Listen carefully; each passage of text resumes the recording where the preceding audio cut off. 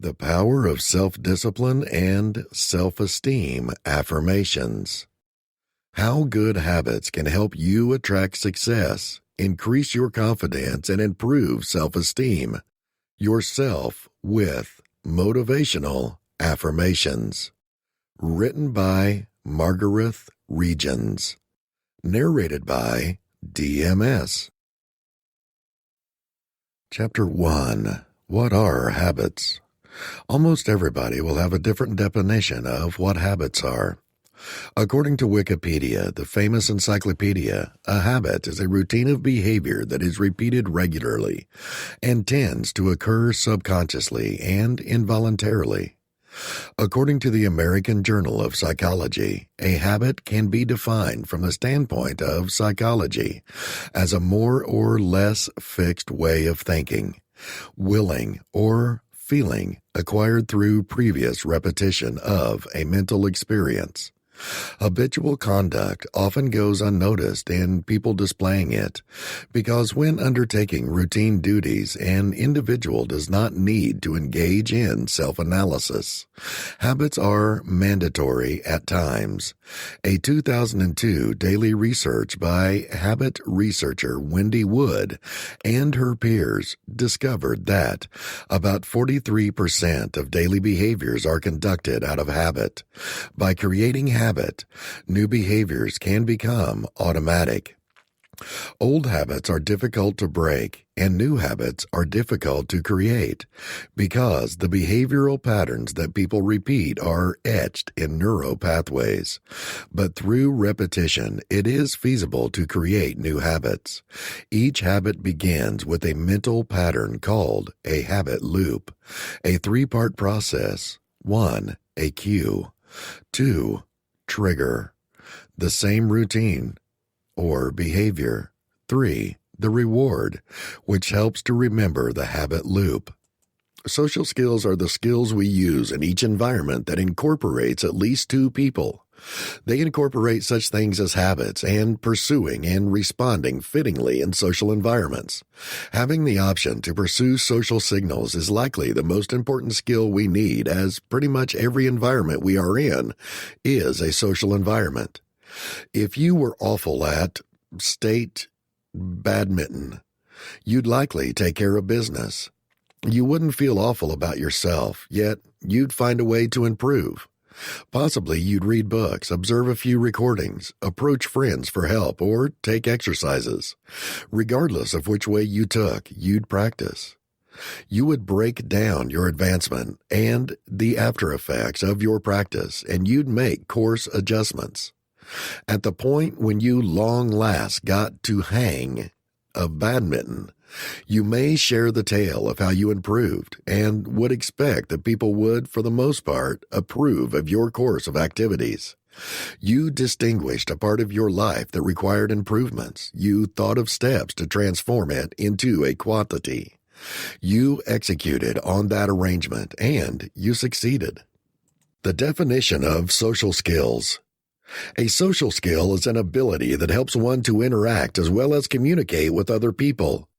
The skills can either be verbal or nonverbal through gesture, personal appearance, as well as body language. As well, social power is learned conduct that allows an individual to reach social reinforcement. Social skills are known to create as well as maintain. Social skills are known to create as well as maintain relationships between people. They help us to initiate conversations, make friends, have excellent sportsmanship, as well as be in a position to handle bullying efficiently. The process that we learn social skills is referred to as socialization. Some analysts prefer using the term behavioral skills in the place of social skills. Behavioral skills help build social skills. The skills are used in treating addiction and also are a way of helping people who suffer from depression, developmental disabilities, as well as indefinite personality disorders. Considering that people encounter numerous social problems, having an encounter in a safe environment will ease the stress as well as the punishment from the meeting. Helping one have the right social skills will raise their reinforcement. Social skills are linked to being successful, have independence as well as emotional well-being. Excellent social skills will help you demonstrate the superior potential to observe, solving problems as well as responding in social circumstances. Humans are a social being, and social skills is a vital way to help them communicate with one another. We can communicate with others and deliver messages, what we are thinking and also what we feel. You need to have social skills to make a conversation successful. Social abilities are the abilities that we use to communicate and interact with each other, both verbally and non-verbally through gestures, body language, and our special appearance. Human beings are sociable animals, and we have created many methods to share our messages, ideas, and emotions with others. What is said is affected by both verbal language and how we use it, voice tone, speech volume, and the words we choose, as well as more subtle messages such as body language, gestures, and other nonverbal techniques of communication.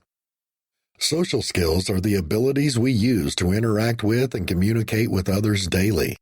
They include verbal and nonverbal communication, such as speech, gesture, expression of the face, and language of the body. An individual has powerful social skills when they know how to act in social circumstances and when interacting with others. They comprehend both written and implied laws. Children with an autism spectrum disorder, ASD, diagnosis, pervasive developmental disorder, not otherwise specified, and Asperger's have social skills problems. Advantages of developing good social skills. Social skills are essential to enable a person to have beneficial relationships with others and to retain them. Many of these abilities are critical to friendship, building, and maintaining. Social interactions do not always operate smoothly, and suitable strategies need to be implemented by a person, such as conflict resolution when interaction problems occur. Having empathy, i.e., being able to put yourself in someone else's shoes and recognize their emotions, is also essential for people as it enables them to react to how others feel in an understanding and caring manner. 1. More and better relationships. Well, identifying with people leads to more relationships and friendships at times. You become more charismatic and desirable feature by improving your social skills. People are more interested in charismatic people because they are more interested in them by charismatic people, or at least seem to be. Most people know that without strong interpersonal relationships, you can't go far in life. Focusing on relationships will assist you in getting a job, getting promoted, and making new friends. Well-honed social skills can boost your happiness and satisfaction and offer you a better life perspective. More relationships can also assist in decreasing stress, adverse impacts, and increase your self-esteem. 2, better communication. Naturally, relationships with individuals and being able to work in big organizations develop one's communication skills. After all, without good communication skills, you can't have excellent social skills, and being able to express your thoughts and ideas can be the most significant skill you can develop in life. 3, greater efficiency. You can more easily avoid being with individuals you don't like as much as others if you're good with people. Some people are afraid of social interactions because they don't want to spend time with people without comparable interests and point of views. If you understand at least some of the individuals who are going to be there, it is much easier to join a conference at a job or a party in your private lives. If you're in a social situation and you don't want to spend time with John because you don't like him, or he can't assist you with a specific problem, a beautiful set of social skills will enable you to communicate politely, that you need to spend some time with other individuals at the meeting. Number 4, advancing career prospects. Most valuable jobs have a people element, and the most profitable positions often require a considerable quantity of time spent interacting with staff, media, and peers. It's uncommon that a person in their office can stay isolated and still excel in their work. Most organizations are looking for people with a specific tactical set of skills, the capacity to work well in a team, and to impact and motivate people to do stuff. Number 5, increased overall happiness. Getting along with individuals and understanding them will assist in opening many doors related to personal and career. Having the confidence to begin a discussion at a meeting related to work can lead to a new work offer with a higher wage. In social scenario, a smile and hello can lead to the formation of a friendship. Characteristics of social skills. Goal-driven social abilities.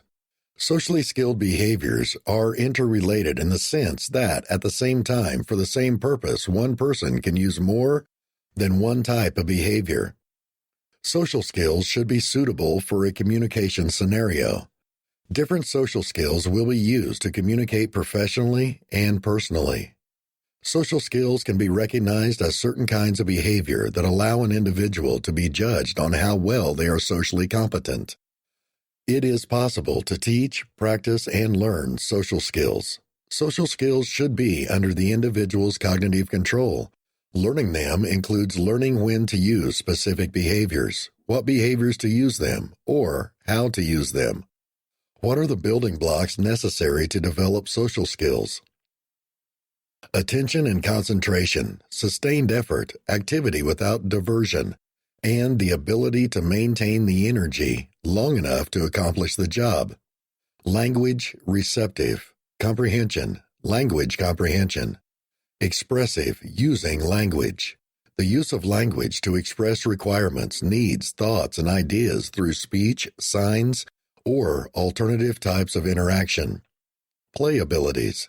Voluntary involvement in self-motivated operations that are usually connected with pleasure and enjoyment, where the activities may be goal-oriented, but not necessarily.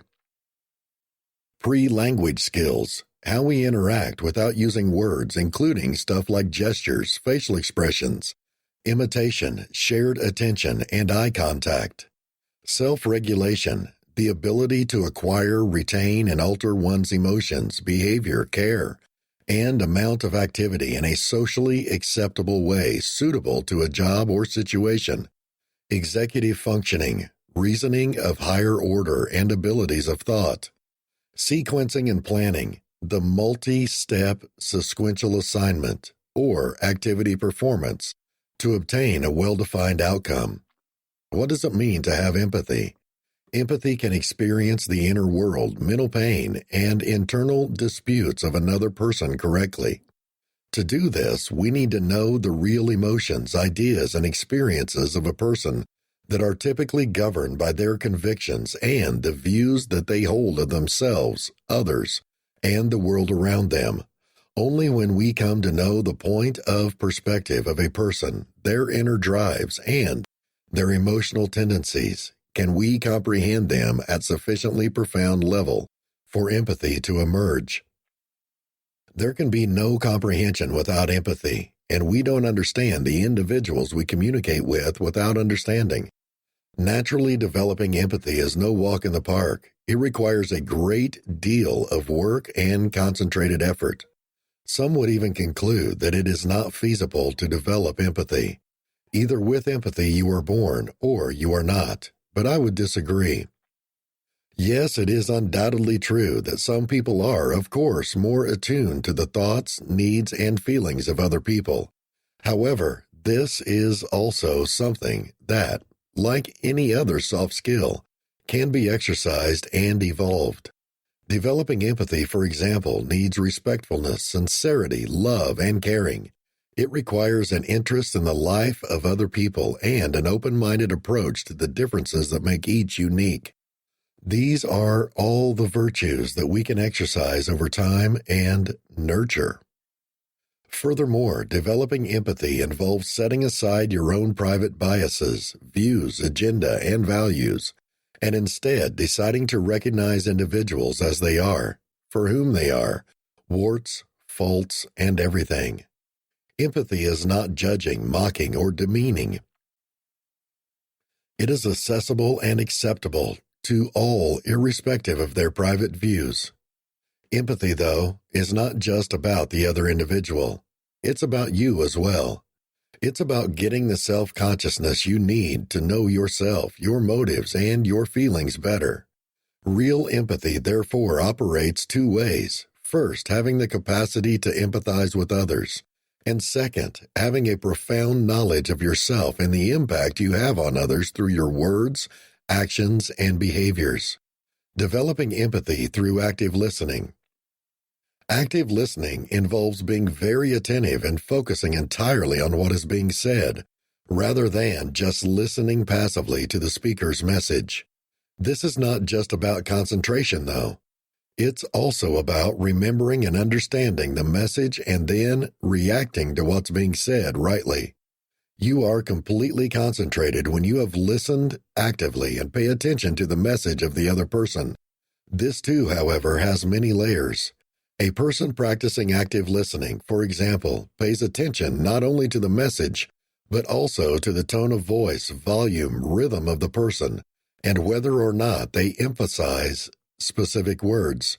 This is essential because the real message is not always discovered in your words, but in the way the words are expressed. A deeper layer still represents nonverbal signs that include facial expressions, the language of the body, and even patterns of breathing.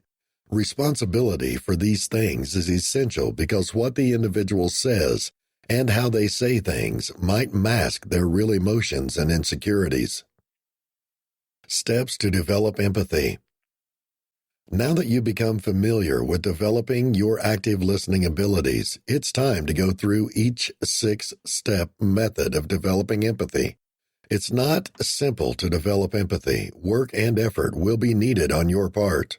You will need to be more aware of yourself, others, and your shared environment. Also, to comprehend them at a core level of consciousness, you will need to go the extra mile to dig deeper into the psychological world of a person. Initially, you may struggle a little as you work through the following 6 steps.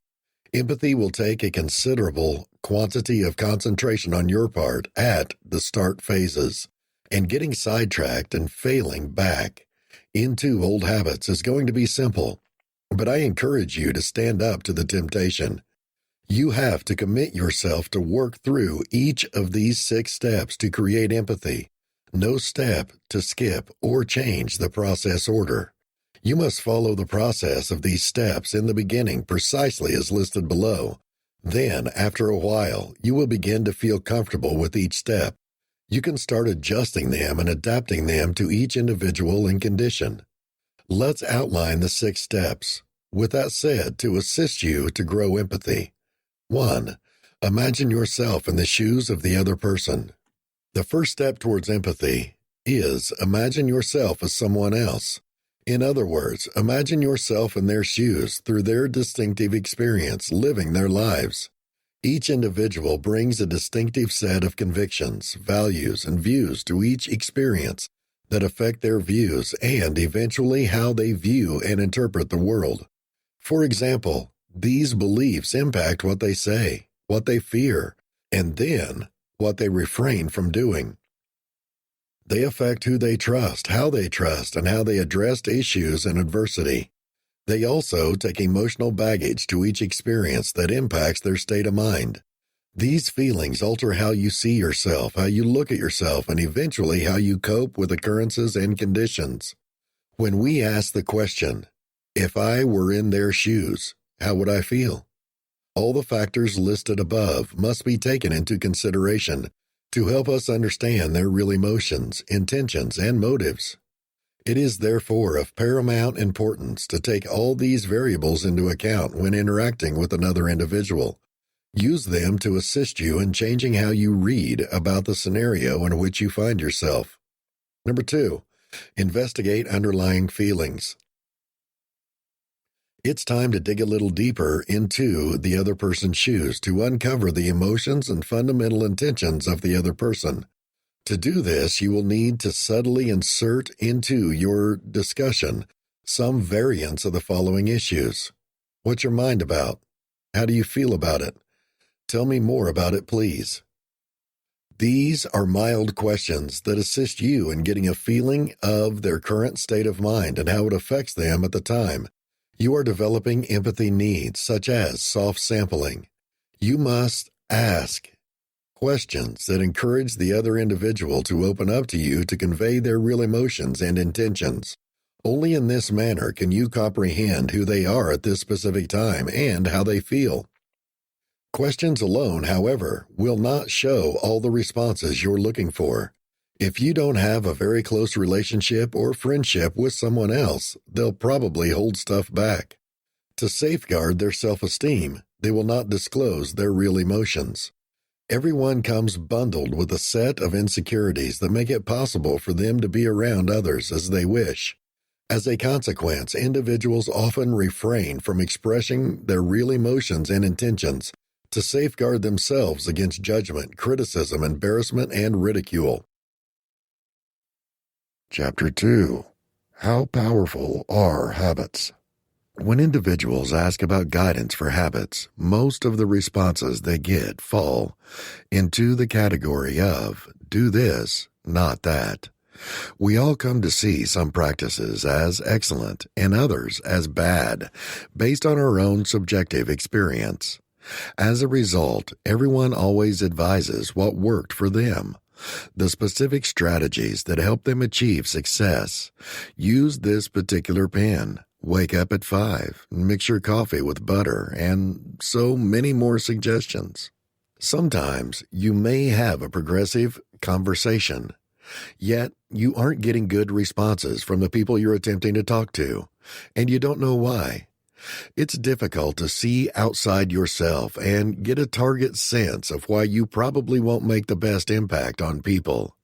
There are a couple of ways, and a couple of things could be turning out badly. Reasons that lie with you. You're not really doing anything wrong by any means. However, you're shaky and seeing indications of dismissal where there aren't any. You, at that point, give up too early on interactions you know have gone south.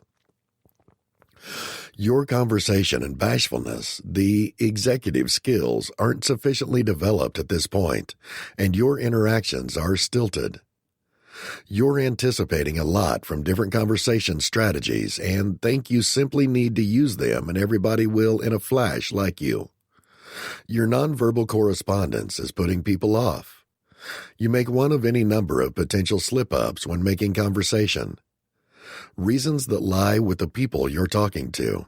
You're attempting to interact with people who wouldn't normally click with somebody like you. You're in a statistic that the people you're talking to will unreasonably expel. For instance, if you have a Southeast Asian foundation and you're living in a little disapproved of generally white town. In life, if you are shy and struggling in fascinating conversations, you might be having issues in your social life. However, there are some of the social skills that one can gain through learning. For instance, if you aren't a social person, start behaving like one and do it smartly. Don't allow issues such as anxiety to hold you back. However, you need to make decisions and keep talking to people, whether new or old pals. Even if you are feeling nervous, make a point of improvement in terms of social skills by joining a party or spending time with crowds, and try striking conversations. With time, you will improve on some for the social skills you feel you are deprived of. It is worth noting that if you want to draw more attention from people, make a point of asking open-ended questions. Such questions invite people to respond with a yes or no, and the art may open up the door for more conversations.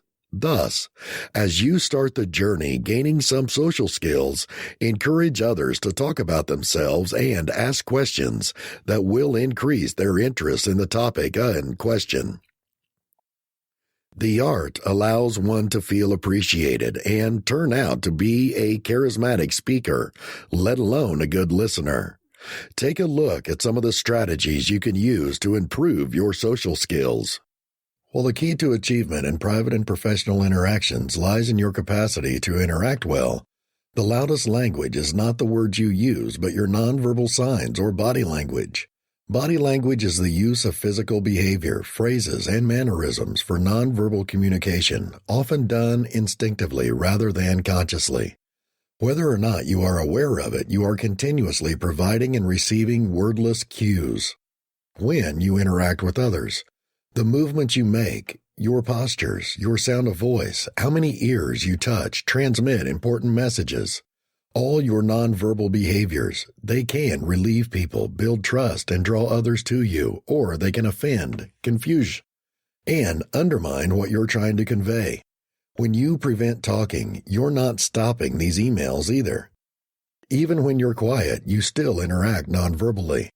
In some instances, there may be two entirely different things come out of your mouth and interacting with you through your body language. If you mean one item, but you mean something else in your body language, your audience will likely think you're being dishonest. For instance, if you're saying yes while shaking your head no, the listener must choose whether to trust your verbal or nonverbal message when confronted with such blended signals. Because body language is neutral, unconscious language that transmits your real emotions and intentions, the nonverbal message is likely to be selected. By enhancing your understanding and use of nonverbal communication, however, you can convey what you mean, better connect with others, and create stronger, more rewarding interactions. Why is nonverbal communication important? Your nonverbal communication signs the way you listen, look, move, and react. Tell the individual with whom you communicate whether or not you care if you are truthful and how well you listen. When the words you say suit your nonverbal signals, they improve confidence, clarity, and relationship. If they don't, they can generate stress, mistrust, and embarrassment. If you want to be a stronger communicator, you need to become more vulnerable not only to other people's body language and nonverbal symbols, but also your own. Roles nonverbal communication. Repetition. It continues and often reinforces your verbal signal. Contradiction. It may contradict the signal you are trying to convey, implying that you may not say the reality to your viewer. Replacement. May substitute a verbal signal. Your facial expression, for example, often conveys a message that is far more vivid than words can ever have. Supplementing, your verbal statement may be inserted or accompanied. As a person in charge, the efficiency of your signal can be improved if you don't touch an employee on the shoulder in addition to giving credit. It can accentuate a verbal signal. For example, pounding a board can show the importance of your email. Nonverbal communication types. Many distinct nonverbal or body language kinds include 1. Facial expressions. The human face is extremely animated, capable of conveying many emotions without saying a phrase, and facial expressions are inclusive. Unlike some kinds of nonverbal communication, facial expressions are the same across societies for happiness, grief, wrath, shock, dread, and contempt. 2. Movement of face and posture. Consider how your views of people affect the manner they sit, wander, stand, or keep their heads. The manner you move and conduct yourself gives the earth a riches of information. This kind of nonverbal communication includes your posture, your presence, your stance, and the natural movements that you generate. 3. Gestures. Gestures are twisted into the fabric of our daily life. When you're arguing or talking animatedly, you can gesture, raise your fingers, or use your fingers, often showing yourself without consideration with movements. The importance of certain movements across societies can, however, be very different. For example, while on the hand produced OK signal transmits a greeting in English, Speaking countries, it is deemed harmful in countries such as Germany, Russia, and Brazil, so it's vital to be careful how to use movements to avoid misinterpretation. Number 4. Contact with your eye. Since visual sensations is dominant for most people, contact with the eye is a type of nonverbal communication that is particularly important. A lot of items include interest, emotion, aggression, or appeal, can be conveyed by staring at someone. Also, eye contact is essential to keep the stream of discussion and to gauge the value and reaction of the other individual. Number 5. Touch. We communicate a ton with each other through communication. Consider, for example, the very plain text of a gentle handshake, a warm bear hug, a rub on the shoulder, or a control button on the shoulder. Number 6. Space. Have you ever felt uncomfortable during the debate because the other person sat too close and attacked your space? We all need a real place, even though the need varies depending on the culture, the situation, and the proximity of the relationship. You can use the content space to express many simple nonverbal messages, including intimacy and emotion, aggression, or dominant signals. Number 7. Voice. It's not exactly what you're talking about, it's just how you mean it. When you listen to your sentences, other people write your speech when you speak. Things that give attention to include your timing and velocity, how fast you talk, your tone and spin, and phrases that convey understanding like ah and uh-huh. Think about how your sound of voice can imply sarcasm, rage, emotion, or confidence. Ways to improve your communication skills. Years earlier, the Conference Board of Canada, an independent nonprofit integrated research organization, set up the Employability Skills 2000 Plus, which lists the critical skills that employees need to achieve in the workforce. Communication skills are at the top of the list of vital abilities needed to succeed in the workforce. 10 years ago, with the rise in social media networking and texting, communication became more casual, even in conditions where more standard forms of communication were required. What this implies is that young people may not understand or even understand the importance of practical communication skills at the workplace. Looking at the most important leaders, one of the features they have is the ability to interact effectively, which underlines the importance of communication skills. Particular things can enhance your communication skills. 1. Listen. People are trying to understand that they're being heard. Well, listen to what the other individual says instead of formulating your reply. Ask for clarification to prevent any misunderstandings. At that time, the individual who speaks to you should be the most significant in your lives. Another significant point is to discuss at the moment. This means that if you're talking to someone on the phone, don't reply to an email or submit a text at the same moment. The other individual will understand that she has no undivided attention on you. Number 2, who you're speaking to. It's fine to use acronyms and informal language when you're talking to a friend, but if you're emailing or texting your boss, hey, talk to you later, or any conversational style, there's no room in your email. You can't suppose that the other individual understands what the acronym means. Some abbreviations have different meanings for distinct individuals. Do you want to be misunderstood? Effective communicators target their message based on who they're talking to, so attempt to maintain the other individual in mind when you're trying to get your news across. Number 3, body language is important. This is essential for face-to-face conference and video conferencing. Make sure you appear to be available, so have the body language open. This implies you're not supposed to cross your arms and keep eye contact so that the other person knows you're paying attention to it. Number 4, check your email before you send. Spelling and grammar checkers are life-saving, but they are not foolproof. Double-check what you've written to make sure your phrases communicate the expected message. Number 5, be short but specific.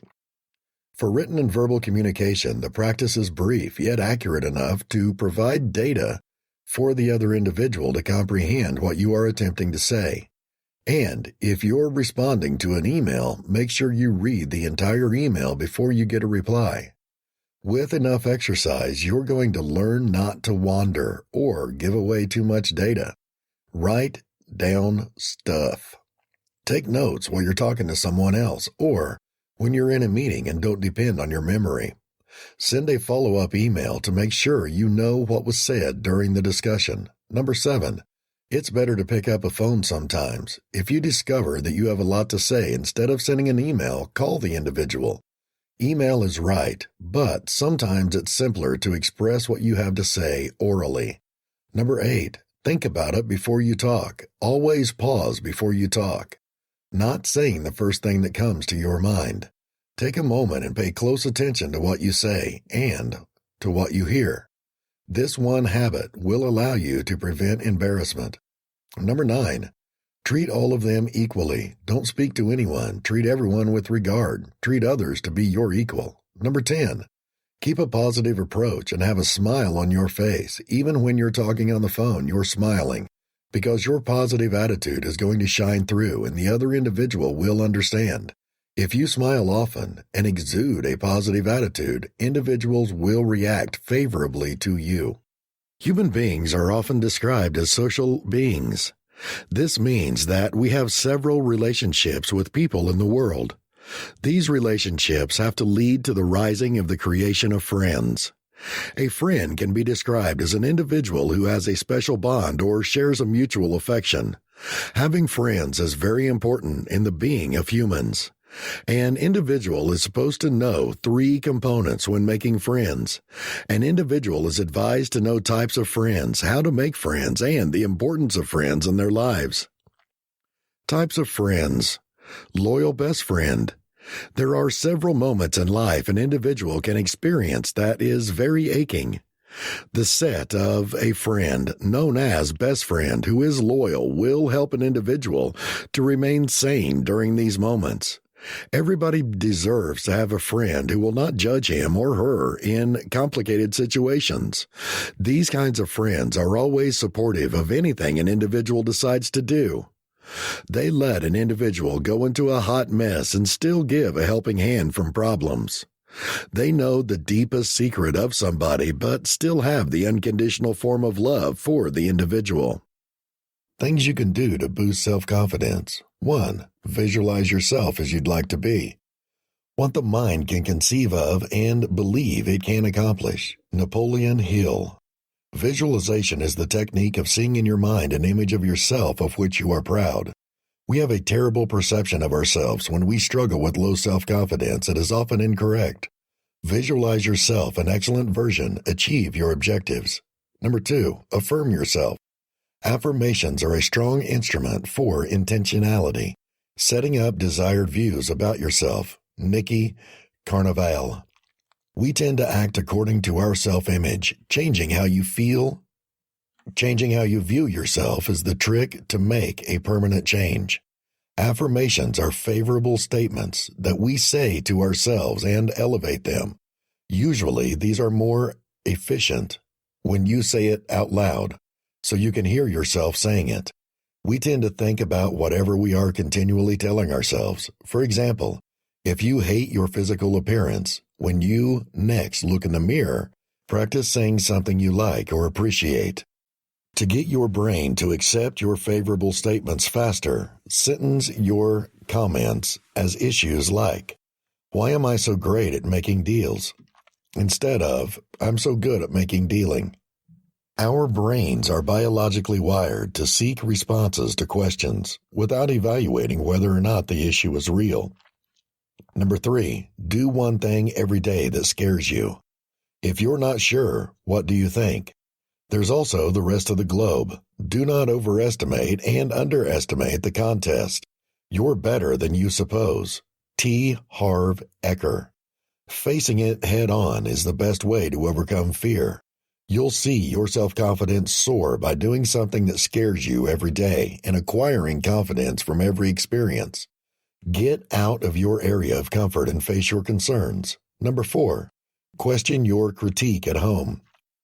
For years, you've been criticizing yourself and it didn't work. Try to approve of yourself and see what's going on. Louise L. Hay. Some of the harshest remarks we got from ourselves through the voice of our inner critic.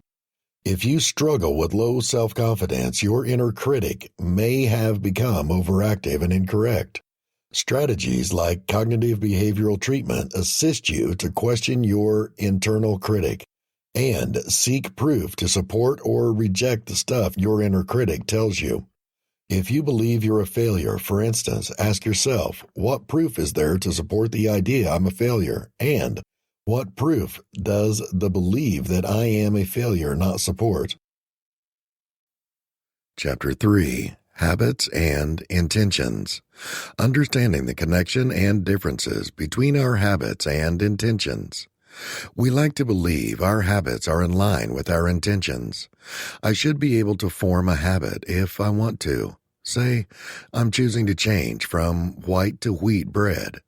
A couple of weeks in a row, I purchase it from the supermarket. I like it, so I keep buying it. The habit gets a little stronger with each repetition, and after a couple months, I pick it up from the shelf without even thinking about it. I was planning to eat healthier, and now I am. The same kind of process with our intentions flowing into our habits is taking place in all kinds of fields of life. Learning to ride a bicycle, learning to dance or cook.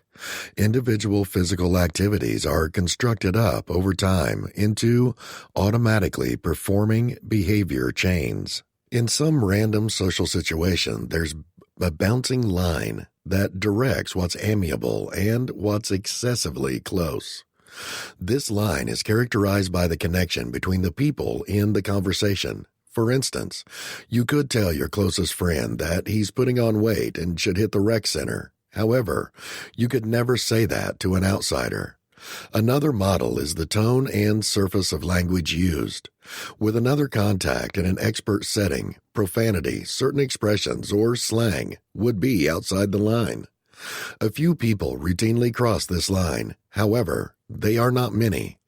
Generally, the raptures are along the lines of slang or profanity, as opposed to really irritating somebody. Then again, I'd fight that by far most of people adhere to a meaningful boundary too firmly. Friendships develop with deliberate increments in intimacy. There's a manipulate everything else sort of impact, where extending friendships cause intimacy to increment. However, it additionally works backwards.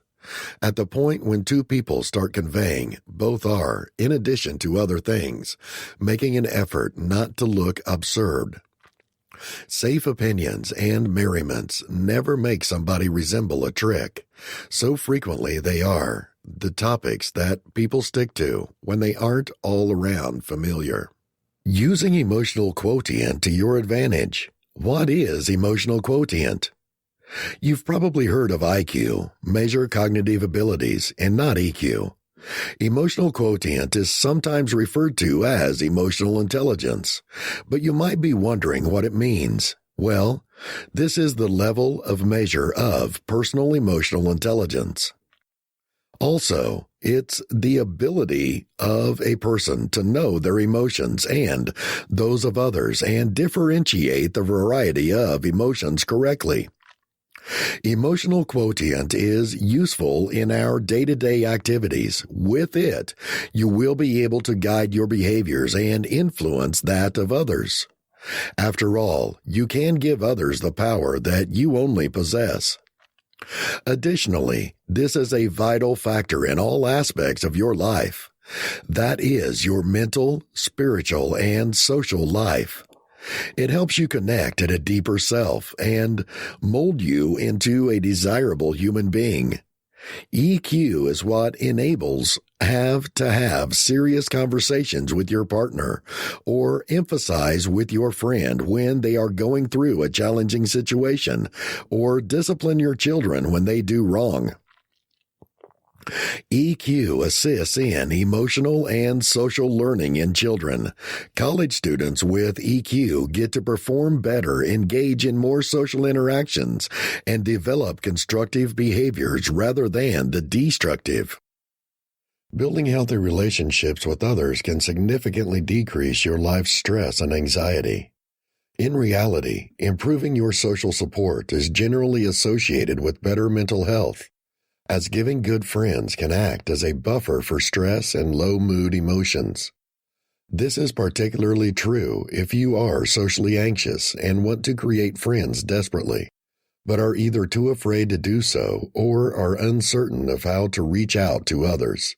You may even avoid social situations as a consequence of these anxious emotions. Unfortunately, one of the implications of avoiding social situations is that you never have the opportunity to build trust in interacting with others or develop powerful communication abilities that would boost the chance of successful interactions. For instance, if you're scared to go to parties or ask someone out on a date, your absence of trust and experience will make it even harder to understand how to manage these circumstances, like what to wear, what to say, etc. People often have the abilities they need, but they lack the trust to use them. Either way, your faith will be increased and your communication skills improved. Why are communication skills essential? Communication skills are the key to creating and maintaining friendships and building a robust network of social support. They also assist you in taking care of your requirements while respecting other people's demands. People are not born with excellent communication skills. They are taught through trial and error and repeated practice like any other skill. 3 communication fields you may want to practice are nonverbal communication, conversation skills, assertiveness note. There are many elements of effective communication, of course, and you may wish for more particular assistance in some fields, e.g., learning how to cope with conflicts, presentation skills, feedback, etc. For more specific help, kindly see at the end of this module the list of recommended readings. Nonverbal communication. Much of what we communicate is nonverbal. What you're saying to an individual with your eyes or the language of your body is just as strong as words. You may act in ways that are intended to prevent communicating with others when you feel nervous. You can avoid eye contact, for instance, or talk very smoothly. In other words, you try not to interact, probably avoid being negatively judged by others. Your body language and speech tone, however, communicate secure messages to others about yours. Emotional state, e.g., impatience, fear. Attitude towards the listener, e.g., submissiveness, contempt. Knowledge of the subject. Honesty, do you have a hidden agenda? So if you avoid eye contact, stay away from others, and speak silently, you are likely to interact. Or don't talk with me. Chances are you don't want to send this message. Below are a few steps that can assist you to begin to identify any defects and improve your nonverbal abilities. Step 1. Identify your trouble spots. Ask yourself a few questions to get started. Do I have a problem keeping eye contact when speaking to others? Due to nervousness, do I smile too much? Too small? Am I slouching? Do I have to hold my head down? Do I have a timid voice to talk? If I'm nervous, do I talk too fast? Are my arms and legs crossed? Some of the nonverbal behaviors to which you may want to pay attention are posture, head up and alert, lean forward, movements and gestures, e.g., keeping arms crossed, physical distance, being near to others when speaking, eye contact, making suitable eye contact when talking, facial expressions, smiling warmly, voice volume, speaking readily at a volume. For instance, it is usually reorganized in Western societies that frequent eye contact is suitable while listening and looking away slightly more frequently while talking. Step 2. Experiment with and practice nonverbal skills. Try to practice only one skill at a time, so you can make sure you have mastered it before moving on to the next ability. You might want to ask a trusted friend or relative to provide input on your nonverbal conduct. This feedback can be constructive because we often don't understand how to appear to others. If you can, it may be helpful to videotape yourself and see what your body language can communicate. Practice the suitable body language once you have recognized a few problem spots. In front of a mirror, you can also practice your newfound nonverbal abilities. Experience it in actual relationships once you have gained a little trust and practice using nonverbal communication abilities at home. For instance, speaking to clerks, tellers, and cashiers in shops is a good idea to begin tiny. Try to increase your eye contact when you talk to others. Smile more. Pay attention to others' responses. For instance, if you offer her more eye contact and greet more, is the bank teller more friendly or more chatty? Conversation skills. Starting discussions and keeping them going is one of the most significant problems for someone with social anxiety. Because it's not always simple to think about stuff to say, it's reasonable to fight a little when you try to create small talk. This is particularly true when you feel anxious. Some anxious individuals on the other side speak too much, which can hurt others. Step 1. Identifying your trouble spots. Below are a few questions you might want to ask yourself to define the regions you want to work on. Do I have a problem beginning discussions? Am I running out of stuff to say rapidly? Do I tend to say yes, nod, and attempt to maintain others talking to prevent speaking? Am I willing to speak of myself? Tips for start conversation. Start a conversation by saying something general and not too personal, such as talking about the weather. Magnificent day, isn't it? Complimenting. That sweater looks great on you. Commenting. I noticed you were reading a book about sailing. Do you have a boat? Or presenting yourself. I don't think we met. Comment. I noticed that you are reading a book about sailing. Do you have a boat? Or present yourself. I don't think we've met. You don't have to say a hilarious thing. Being honest and authentic is better. Once you've spoken for a while, mainly if you've known the individual for a while, it may be suitable to move on to more private subjects, such as friendships, family issues, private emotions, religious beliefs, etc. Remember to pay attention to your nonverbal behavior. Make eye contact and talk loud enough that others can hear you. Keeping a conversation going tips. Remember that a conversation is a two-way street. Don't speak too much or too little. Try contributing to about half of the discussion as much as possible when talking one-on-one. Disclose some of your private data, such as your weekend operations, your favorite hockey team, hobby, interests. Personal information need not be too private. You can begin by providing your view on films and books or speaking about things you like to do. Try to show a little vulnerability. It might even be okay to admit that you're a bit nervous. For example, I never understand what to say to break the ice, or I'm so nervous at parties I don't know anybody. Take care, though. Disclosing too much too quickly can sometimes put others off. Ask questions about the other person. Be careful not to ask questions that are too personal when you first get to know someone. Appropriate questions may be asking about your weekend operations, your preferences, or your opinion on something you've said. How do you like this fresh restaurant, for instance? Try to ask questions that are open-ended rather than close-ended. A close-ended issue, for instance, is one that is answered with a few phrases like yes or no. Do you like your work? An open-ended issue, on the other hand, gives rise to too much more detail. For instance, how did you get into your working line? When I'm nervous, do I speak too much? Remember, generally speaking, people like to talk about themselves, mainly if the other individual shows real interest. Tips for ending a discussion. Remember, sometimes all conversations end. Don't feel dismissed or worried as a conversation draws to a close. It doesn't mean you're a failure or you're boring to run out of stuff to talk about. Consider a gracious way of ending the discussion. You can say, for instance, you need to refill your drink, catch up with another individual at a party, get back to work, or you can promise to proceed the discussion at a subsequent date or moment. For instance, hopefully we'll have an opportunity to chat again, or Let's have dinner together shortly.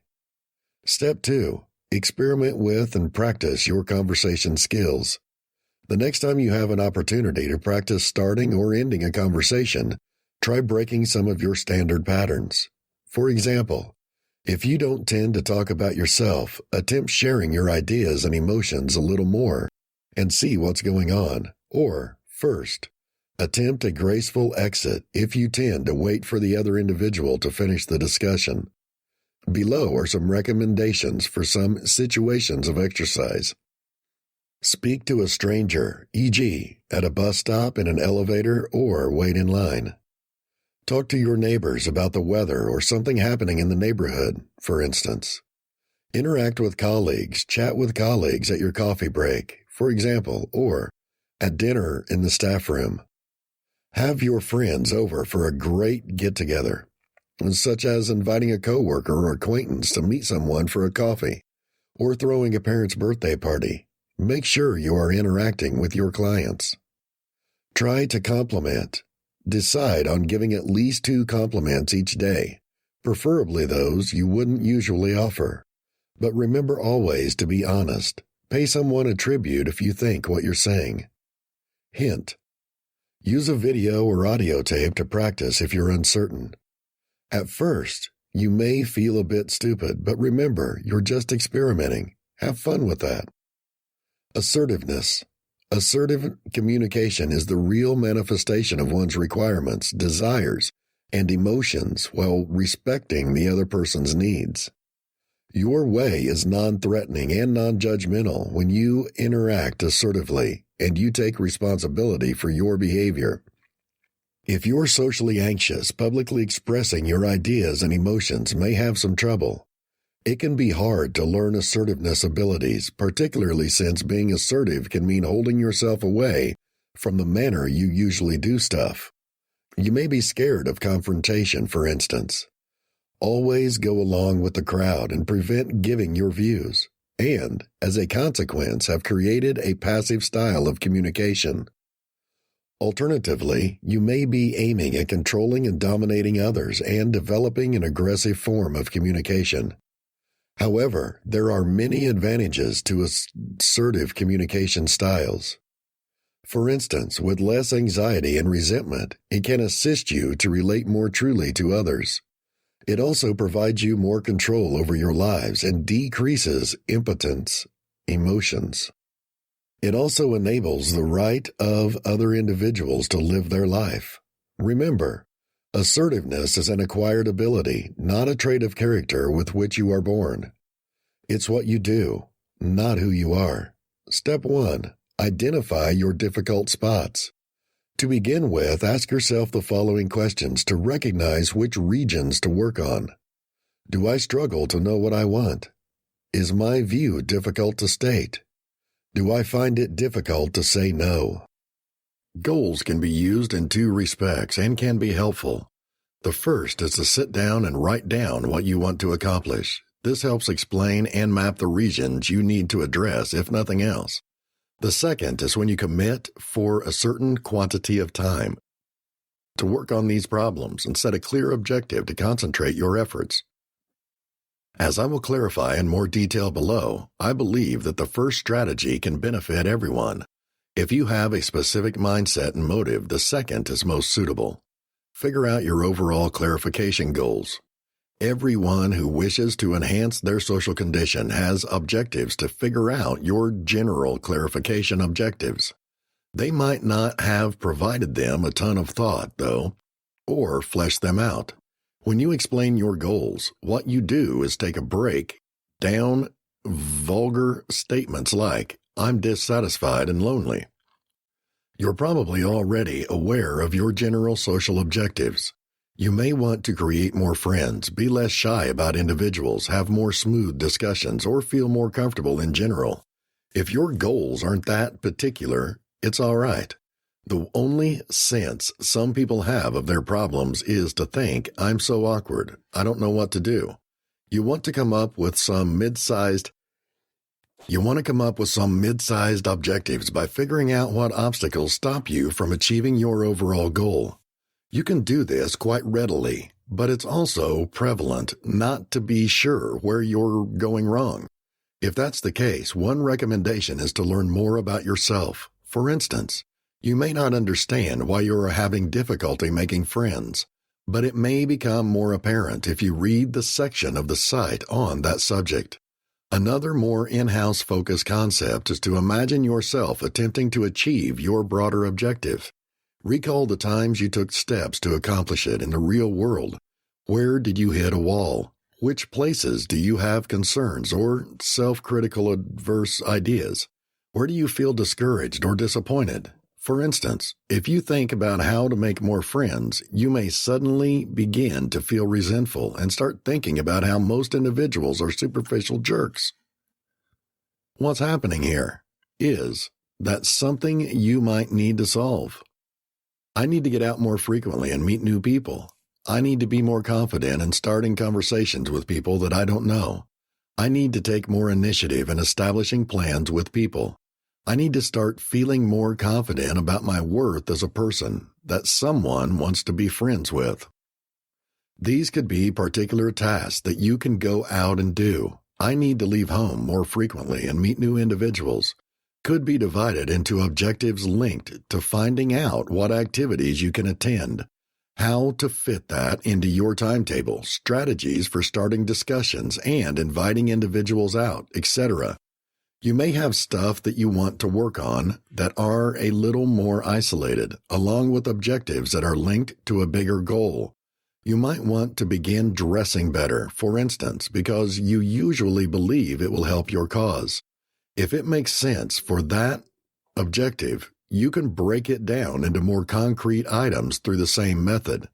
Once you're done, don't care if it's not ideal or finish what you've come up with. As you learn more, you can always fill in any gaps later. Hopefully, the practice still helped to explain precisely what your problems are and how they need to be addressed. Setting specific practice goals. I believe that setting particular objectives for exercise can benefit everyone from mapping their goals. People are going to vary in how they want to take it from there, though. One option is to set aside a period of time to work actively towards your objectives. For instance, you may decide to spend the next 3 months mixing at parties more comfortable. If you do this, there are some methods to structure your objectives that I'm going to speak about in a second. I believe it's all right, though, if you're not pursuing your objectives in a very proactive, intentional manner. Some individuals take a more informal approach. They understand what problems they want to work on, but their thinking is that they're going to create up as they go and get their practice as possibilities arise. Not everybody has an enormous feeling of urgency to change either. Also, while some individuals discover clear objectives that assist them to be concentrated and driven, others feel discouraged or under pressure for them. Here are some standards, suggestions for setting good practice goals. Making the goal something you have a good chance of attaining from around 2 to 6 months. You don't want to wrap up your objective on the weekend. Something like that is more suitable as a piece in a larger goal. On the other hand, you don't want to see something that would take you a couple of years to accomplish more realistically. For instance, if you're lonely and isolated at the moment, you wouldn't want to set an objective like, I want to have a ton of incredible lifelong friends and have planned 4 times a week. Depending on your starting point, a more manageable medium-term objective might be to hang out with a few individuals on a semi-regular basis. Set a challenging objective. But you may need to push yourself to reach your target. If you're arranging an aim that's too simple, you're just going to finish it rapidly and still have to come up with a stricter objective. You may feel motivated and enthusiastic about it for a while if you create a goal that is too ambitious, but it probably won't be long before you get frustrated and give up. Don't attempt to concentrate on too many things at once. Don't simultaneously try to address all of your social issues. To get your life in order, you may feel palpable desperation and impatience, but these things take time and cannot be hurried along. You're going to spread thin if you take on too much. You also need some courage and willpower to handle challenging goals appropriately. And if you have too much on your plate, you won't have enough to go around.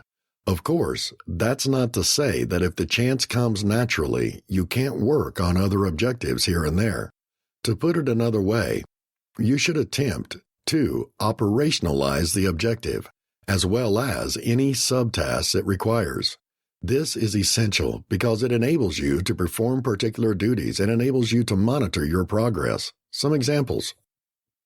Goals of mid-range. Making friends. Meet 2 prospective new friends and begin to spend time with them at least once every 2 weeks. Facing the fear of significant occurrences. At the end of 3 months, you can attend a party at home and remain for at least 2 hours. Feeling less awkward around individuals. Get a scale of 1 to 10 to see how uncomfortable and nervous you are in social interactions. Record how you felt during some interactions over the next 3 months and move the average score down from 8 to a 4. Improve conversation skills. Be able to have a half-hour conversation with someone you haven't spoken to before and subjectively rate yourself as a confidant throughout. Sub-goals. Making friends. Attend 1 event a week to get to know fresh individuals. Facing the fear of significant events. Practice 15 minutes of relaxation every day. Feeling less uncomfortable around individuals. Inspect the ideas that came up during and after some social interactions. Handle adverse and ill-adaptive ones. Improving conversation skills. Strike with 3 individuals a day for an active discussion.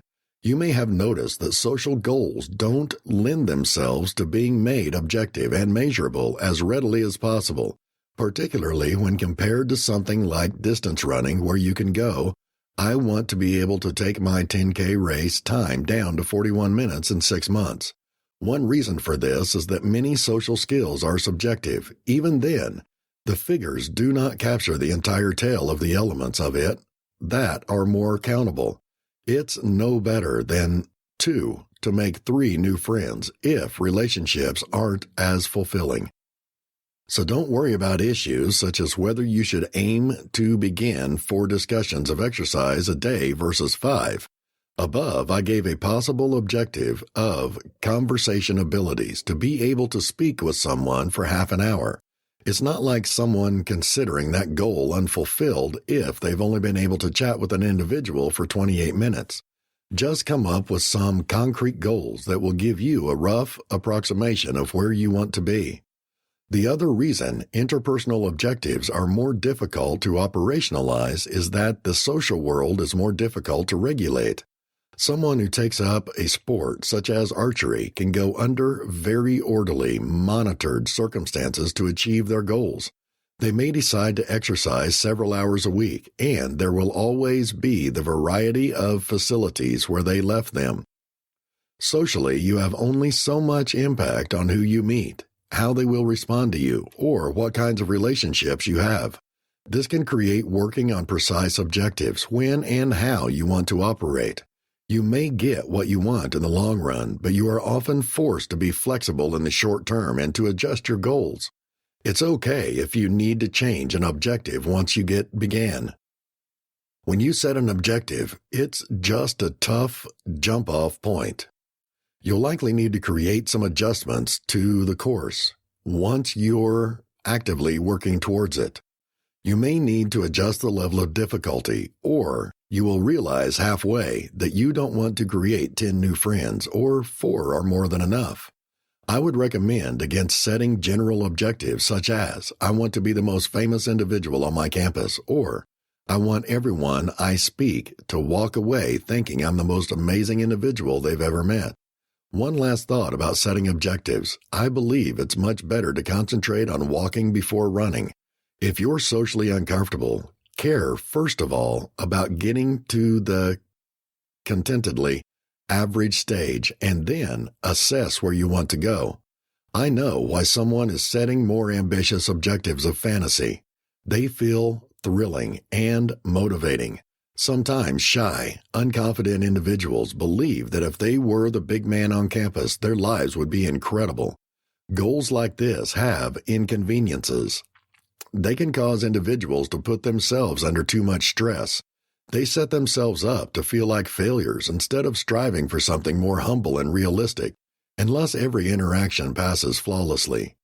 When they reach that happily normal stage, many formerly awkward people realize that they are perfectly happy with that kind of life, and they don't have to be a social superstar. It is also possible to root truly lofty social objectives in insecurity. A lonely, socially clumsy individual may feel like a complete loser and think that if they become extraordinarily magnetic and famous, the only way they can wash away that stain is. Chapter 4. How do we adjust or develop new habits? There are different methods and techniques on the subject, habit formation and change. In this chapter, I will take you through a few techniques. There is a straightforward 3-step pattern that follows every habit. I call this pattern Habit Changes 3 R's, and that's how it works. 1. Reminder. Trigger initiating behavior. 2. Routine. Behavior itself, you're taking action. 3. Reward. The advantage you gain from doing the behavior. Behavioral psychology scientists have demonstrated this pattern over and over again. I learned from Stanford professor B.J. Fogg about this cycle, and more lately in the best-selling book of Charles Duhigg, The Power of Habit. I read about it. For a long portion of my life, choosing how to spend my time wasn't a lot of a battle. I had a couple of close friends, wasn't active enough to make more, and had a lot of spare time. So in the event that somebody wanted to hang out, I'd most likely have the option to go along with them, absent a lot of thought. In any case, at that point, a couple of years back, that changed. I had become overcome with my work. I'd remain at home throughout the day, sitting in front of the computer, wearing down the work that lay before me. I loved being so beneficial. However, out of the blue, I didn't have particularly social time. I battled to see the entirety of my friends and realized that I didn't really have the opportunity to spend enough quality time with them. So I concluded that I would quit hanging out with everybody aside from my closest friends and new friends that I was truly interested in turning out to be better friends with. I started disapproving of most social solicitations, incorporating those with good friends where I felt it wouldn't be quality time. So I'd go have tea with a good friend, however, wouldn't go to a birthday party of a friend's house. How to reduce stress and anxiety. Mindfulness. What do we mean when we look at the term mindfulness? Mindfulness is looked at as an art. This is something that people can practice from time to time. Mindfulness, then, is the art of focusing on a particular activity so that, at the end of it, all they can become better at the activity. This is done by all groups of people, whether the working class, students, and other people. It is used to enhance concentration at the activities one is focusing on. It increases the performance of the activity. So, after knowing all about what mindfulness entails, it is important to know how to increase it. The first thing is by meditating once you wake up in the morning. I know how you are wondering how that is even possible. This helps one to reflect on what goals they expect to achieve at the end of the day. Once one knows what they want, it is easy to concentrate in order to get it easily.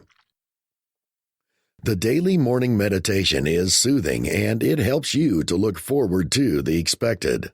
Thus, helps in building mindfulness in a particular person. The next thing is one should take a break. This is what people call taking a time out.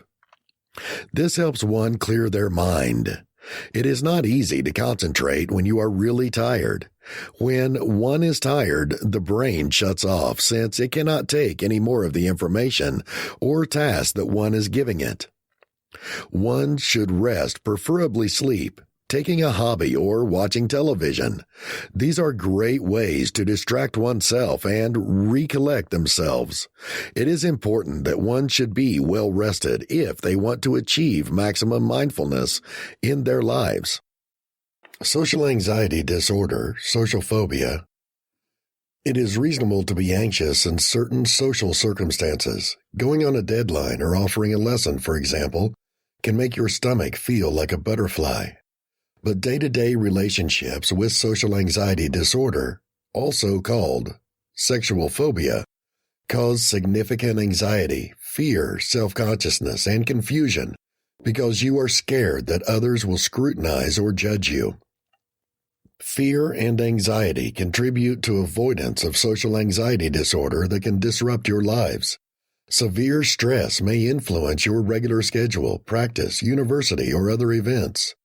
Social anxiety disorder is a severe mental health condition, but studying psychotherapy management skills and getting drugs can assist you build confidence and increase your ability to interact with others. Symptoms. Sensation of shyness or pain is not simply a sign of social anxiety disorder in certain situations, particularly in children. The degree of convenience in cultural conditions varies depending on the features of personality and life's experience. Some people are restricted, of course, while others are more outgoing. Social anxiety disorder, unlike everyday nervousness, includes fear, anxiety, and avertment that interferes with regular practice, college, or other events. Typically, social anxiety disorders begin in the mid to mid-teens, although it can sometimes start in older children or adolescents. Emotional and behavioral symptoms. Signs and symptoms of social anxiety disorder may include persistent fear of circumstances in which you may be judged, fear of embarrassing or humiliating yourself, intense fear of interaction or speaking to strangers, fear of others noticing that you may be anxious, fear of physical symptoms such as blushing, sweating, may be awkward. Avoid doing stuff or talking to individuals out of fear of embarrassment. Avoid situations where you may be at the center of attention. Anxiety is the anticipation of a threatened activity or event. Enduring a social scenario with intense fear or anxiety. Spending time after a social scene analyzing your performance and identifying shortcomings in your interactions. Expecting the worst possibility. Anxiety about interacting with adults or colleagues can be demonstrated for kids by shouting, having temper tantrums, clinging to parents, or refusing to talk in social circumstances. Social anxiety disorder type performance is when you experience severe fear and anxiety only during public talking or performing, but not in other social circumstances. Physical symptoms. Sometimes physical signs and symptoms may accompany a social anxiety disorder and may include blushing, rapid heartbeat, trembling, sweating, breathing upset or nausea, breathing upset or lightheadedness, feeling your mind gone blank, muscle tension. Avoiding common social situations. Everyday experiences that can be difficult to endure when you have a social anxiety disorder include, for example, interacting with unfamiliar individuals or strangers, attending parties or social gatherings, going to work or school, conversations starting, contacting your eyes, dating, entering a space where individuals are already sitting, return products to shop, eating in front of others, using a government toilet. The symptoms of social anxiety disorder may alter over time. If you face a lot of pressure or requests, they may flare up. While avoiding anxiety-producing situations can make you feel better in the short term if you don't get therapy, your anxiety is likely to continue over the long run. When to see a doctor. If you fear and prevent ordinary social circumstances because they cause embarrassment, worry, or panic, see your doctor or medical professional. Causes. Like many other circumstances of mental health, a social anxiety disorder is probably the result from a complicated interaction of biological and environmental variables. Possible causes include characteristics inherited. Disorders of anxiety tend to occur in families. But how much of this can be due to genetics and how much is due to learned conduct is not entirely evident. Structure of the brain and amygdala structure in mind can play a part in regulating the reaction to fear. People with overactive tonsillitis may have an enhanced response from fear, causing increased anxiety in social circumstances. Ecology. A social anxiety disorder may be a learned behavior. After an uncomfortable or embarrassing social scenario, some individuals may develop the condition. There may also be an association between social anxiety disorder and parents who either model anxious conduct in social circumstances or are their children's more controlling or overprotecting. Risk factors.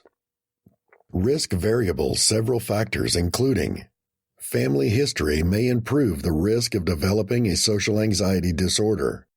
If your biological parents or siblings have the disease, you are more likely to create a social anxiety disorder.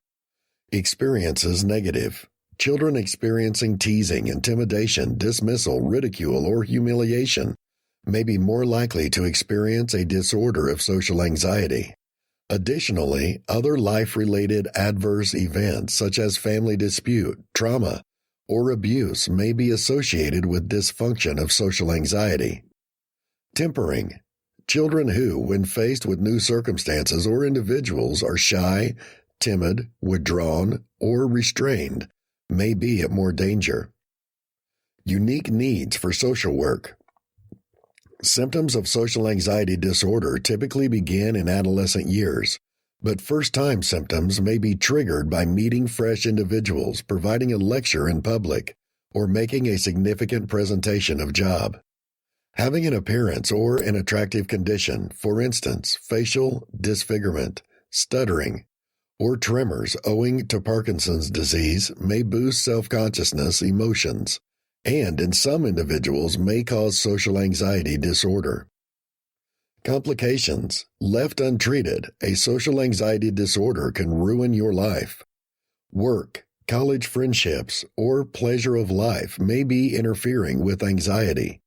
The disease of social anxiety can cause low self-esteem, assertive disorder, negative discussion, hypersensitivity to criticism, poor social skills, isolation and hard social relationships, little academic and job performance, misuse of substances such as too much alcohol, suicide or suicide attempts, other anxiety disorders, and certain other mental health disorders, particulate matter disorder. Prevention. There is no way to predict what will cause an anxiety disorder to grow, but if you are anxious, you can take measures to decrease the effect of symptoms. Get assistance soon. Anxiety can be difficult to treat, like many other mental health circumstances if you wait. Keep a newspaper. Keeping track of your private lives can assist you in identifying what causes you stress and what seems to support you feeling better. Prioritize your life's problems. By carefully controlling your time and energy, you can decrease anxiety. Make sure you're spending time doing stuff you enjoy doing. Avoid substance use that is unhealthy. That consumption of alcohol and drugs, and even the use of caffeine or nicotine, can trigger anxiety or worsen it. If you are addicted to any of these drugs, you may be nervous about quitting. If you are unable to leave alone, see your doctor or find a therapy program or support group to assist. Basis of persuasion. Persuasion is making people follow your idea or support you in doing something. This happens in arranged interactions such as business meetings, job interviews, and in daily social interactions. For persuasion to be effective, the individual that is using this method must know some basics. The topic of persuasion is very important as it determines the effort and tactics used in persuasion. If the topic is too complex for the audience, it might not be easy to convince them, and therefore, all the efforts available that seem effective can be employed to convince the audience. The topic might also be too complex for you as the persuader, and therefore, seeking help from the experts is always useful. It might not sound good when you give wrong information about something and expect people to believe you. The age and level of education of the people you are talking to is also an important aspect to have in mind. This helps to choose the language and approach to use to persuade them. The method you use to persuade children is not the same as the one used to persuade adults or students in college. Also, experts in health cannot be persuaded using the same language as that used to persuade mothers who have little knowledge in the field of health. Tools for persuasion, which include facts and aids such as videos, should be considered and their accessibility. You cannot use something you do not have, and therefore, as you prepare for the persuasion, always keep this in mind. Inspiring confidence in others as a leader. Everyone enjoys being around confident individuals. It's infectious and makes you feel great at doing anything. Not only that, but individuals are looking up to optimistic individuals. Usually, you will see individuals who are uncertain about something, turning to more confident individuals. To be an efficient leader, this is crucial. But what if you are a leader yourself who doesn't feel confident about some action? There is a contradiction between self-confidence and self-abasement. You should learn to seem confident at least because you never want others to see you otherwise. Confidence in oneself is always the first hidden weapon to succeed. Leadership and trust go hand in hand. You won't be able to handle and convince individuals if their faith is small. You placed yourself in their shoes to increase their self-esteem. Think about what it was like when you needed a boost of trust. Think about what have other individuals been doing or telling me that made me more confident. How to build confidence as a leader. Project the trust required to be a leader, to inspire confidence in other individuals to command regard and allegiance. How do I do it? Through the language of your body and your self-confidence. That matters not just what you hear. Your subtle communication lies below your exterior. The first indicator of your state of mind will be body language. Make sure your word of the body transmits success and trust. For example, slumping or slouching, even if you smile, conveys a defeatist stance. An upright posture creates the illusion of trust, even if you quake inside. Shrugs are the lazy ways to express yourself, so use your nonverbal communication to reconsider them. Take the time to study how confident, competent individuals move and gesture, and then mimic such mannerisms. You haven't copied them like a cheap Mona Lisa ripoff. It's a fault that has the basis. It's not about dominating or controlling other individuals to be a great leader. It's about understanding who you are and are concentrating firmly on the essential things. Confident rulers understand when to compromise and how to empower others to feel powerful and self-confident. Most individuals have a poor mood or miserable day. Of course, each person is distinct from the problems they face that require different methods to emerge from such an adverse state to move forward. But that's what an excellent leader is doing to give them the confidence they need. Apart from private trust, there is little success or advancement. Confidence is bursting out and fear is imploding. Trust problem. You can't make others feel comfortable. Security and insecurity are self-functions. Successful rulers are helping others to discover trust if they want to find it. Trust strength. Trustworthy people. 1. Dare. 2. Learn about. 3. Stretch. 4. Take fresh difficulties with you. 9. More principles to build trust in others. 1. Allow them to hold their activities responsible. 2. Provide possibilities for decision-making. 3. Delegate significant projects. 4. Recognize behaviors that take risks. 5. Aim for high potential. 6. Find fringe potential. Look beyond people of high profile. 7. Assign assignments to the stretch. 8. Know what they are motivated by. 9. Ask for responses to significant issues. 10. How to use your impact to encourage and motivate your staff to succeed rather than drive them away. Lead by example. Being an efficient boss does not mean barking orders and waiting for the team to make their bid, no questions asked. You need to begin by respecting them if you want to be appreciated by your staff and maintain them motivated.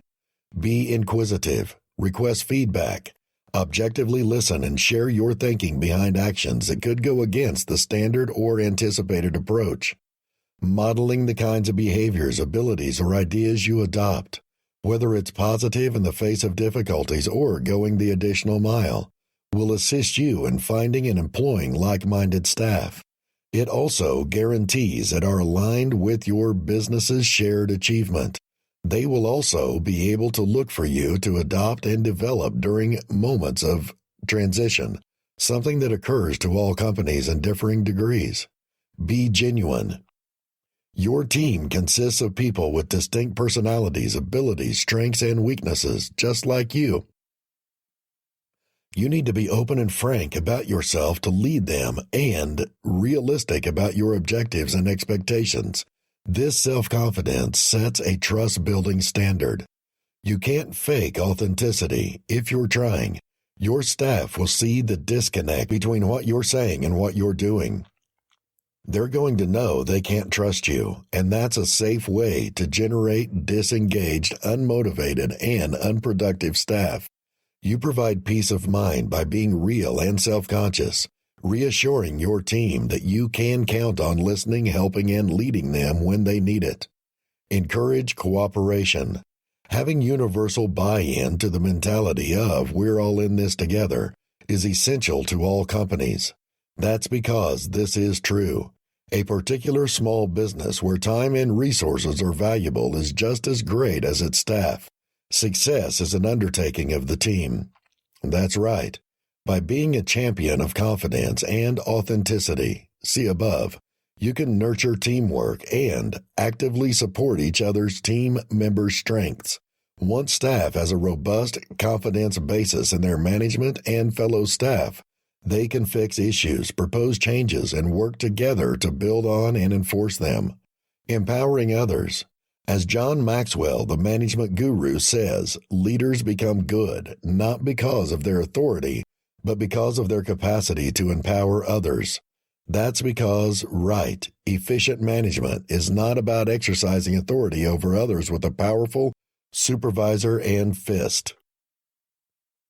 It's about offering the vision, guidance, and support to your staff that they need to guide themselves and others to their best job. It requires time and patience to do this right from engaged, authentic, and well-trusted rulers, but the findings are worth the effort.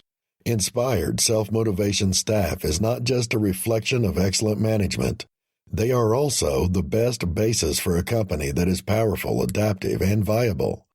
While media awards their glories and a sparkling reputation may look like paper management, these characteristics at the surface level are not sufficient to affect and encourage staff to maximize their potential.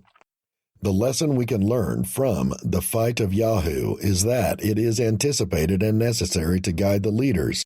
That means taking an active role in steering employees toward a shared vision, empowering them to achieve it, and inspiring them to reach heights they never thought possible. Now I understand that this is said more easily than made. I don't throw stones because I don't know the emotional difficulties that all of Yahoo's CEOs have confronted over the years. What I do know, however, is this.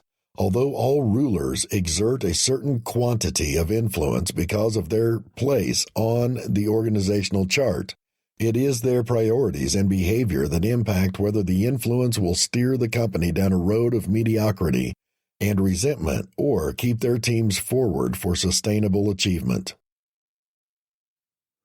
Chapter 5. Breaking Bad Habits. We discussed a lot of details about how healthy habits can be built, but what about breaking poor ones? Bad habits disrupt your life and stop you from fulfilling your objectives. They put your health at risk, mentally as well as physically, and they're wasting your energy and time. So why are we still doing it? Most importantly, can you do anything about it? Instead, how can you suppress your bad habits and stick to healthy ones? I don't have all the responses, but I'm going to maintain reading, and I'm going to share what I've learned about breaking a poor habit. What are the causes of poor habits? Two things are causing most of your poor habits: stress and boredom. Have you at any point met up with somebody and, over the span of a long conversation, think of a couple things that you would follow up on? Possibly you were going to give him a book recommendation. He would send you a connect to something, and you were going to put him in contact with somebody. And afterward, it simply doesn't happen. You sort of realized it wouldn't happen at the time. However, you never get an email from him, and you continue putting off your follow-ups until they're so embarrassingly late that you choose to abandon them. You won't make adversaries doing that. However, it's a gigantic opportunity to leave behind. No one actually expects that people will follow up without prompting, so in case you're the one person who does, you'll stand out in people's brains for eternity. Each time somebody actually follows through, I remember it for a truly lengthy time span. Be very mindful about when you advise somebody that you will accomplish something. Make it a personal objective to follow up at the earliest opportunity and to never neglect to do it. It's ideal to write it down on your phone when you make the guarantee. However, if you don't do that, ask yourself after each social interaction whether you made any responsibilities that should be acted upon. Emotional intelligence. What is emotional intelligence? To understand emotional intelligence, then, one must understand the term emotions. So, what are these so-called emotions? Emotions are the behavior one shows after a certain event. There are many, including happiness, sadness, mad, or angry, and others. They are all designed for different occasions, and they are strictly used where required. Emotional intelligence comes in here. Emotional intelligence, hence, is the ability of one to decipher and understand their emotions. This also includes where and how to use one's own emotions. If one is able to do this, he or she has emotional intelligence. To understand more of emotional intelligence, then, one should look at the components of emotional intelligence. I am only going to mention and discuss 5 of these components. This is what makes the background of emotional intelligence. The first is knowing oneself. This is known as self-awareness. This helps one to understand their emotions. You cannot understand others' emotions without understanding yours. It is important to see the graph or patterns of how you react to different situations. It is important to master your moods without criticizing yourself. Get to learn who you are and appreciate it. Then, after you have done this, reading others and knowing how to respond to them is, well, pretty much easy. This helps someone work on controlling their emotions at all times. It also helps one to know how to direct one's emotions after all. How to handle social rejection.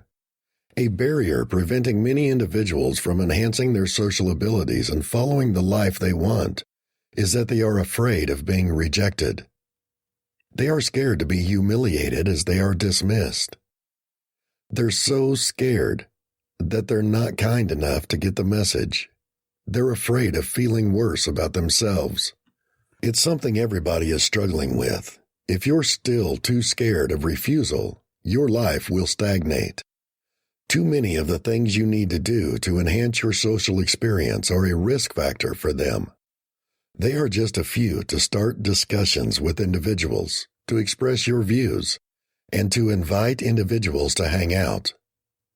This isn't going to be some unrealistic book trying to tell you that rejection isn't a massive deal, and you can learn to be bothered by it entirely. It hurts to be dismissed, of course. When we have to get out there, we all get nervous. No one is altogether unable to worry about it. Some individuals, however, are better at dealing with dismissal than others. They can bounce back from it faster, frame it more constructively, and not let it influence their self-image as much as they can. The following headlines clarify this. How you will naturally become more capable of coping with rejection as you have more social success.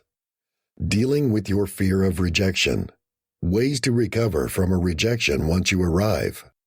I will speak about dealing with particular cases where you put yourself out there to ask someone and turn you down. This other paper is about getting to grips with a more general adverse view you know is out there. Traits of people who aren't great at dealing with rejection. Traits of individuals who are not good at coping with rejection. People who are struggling with social rejection tend to have a lot of the following to apply to them. They have not yet had much objective social achievement. They have chosen to be more socially useful in their self-esteem. They are rocked to the heart by every refusal and make them feel faulty and indignant. They think that they have been rejected many times in the past, and they don't believe they can take much more.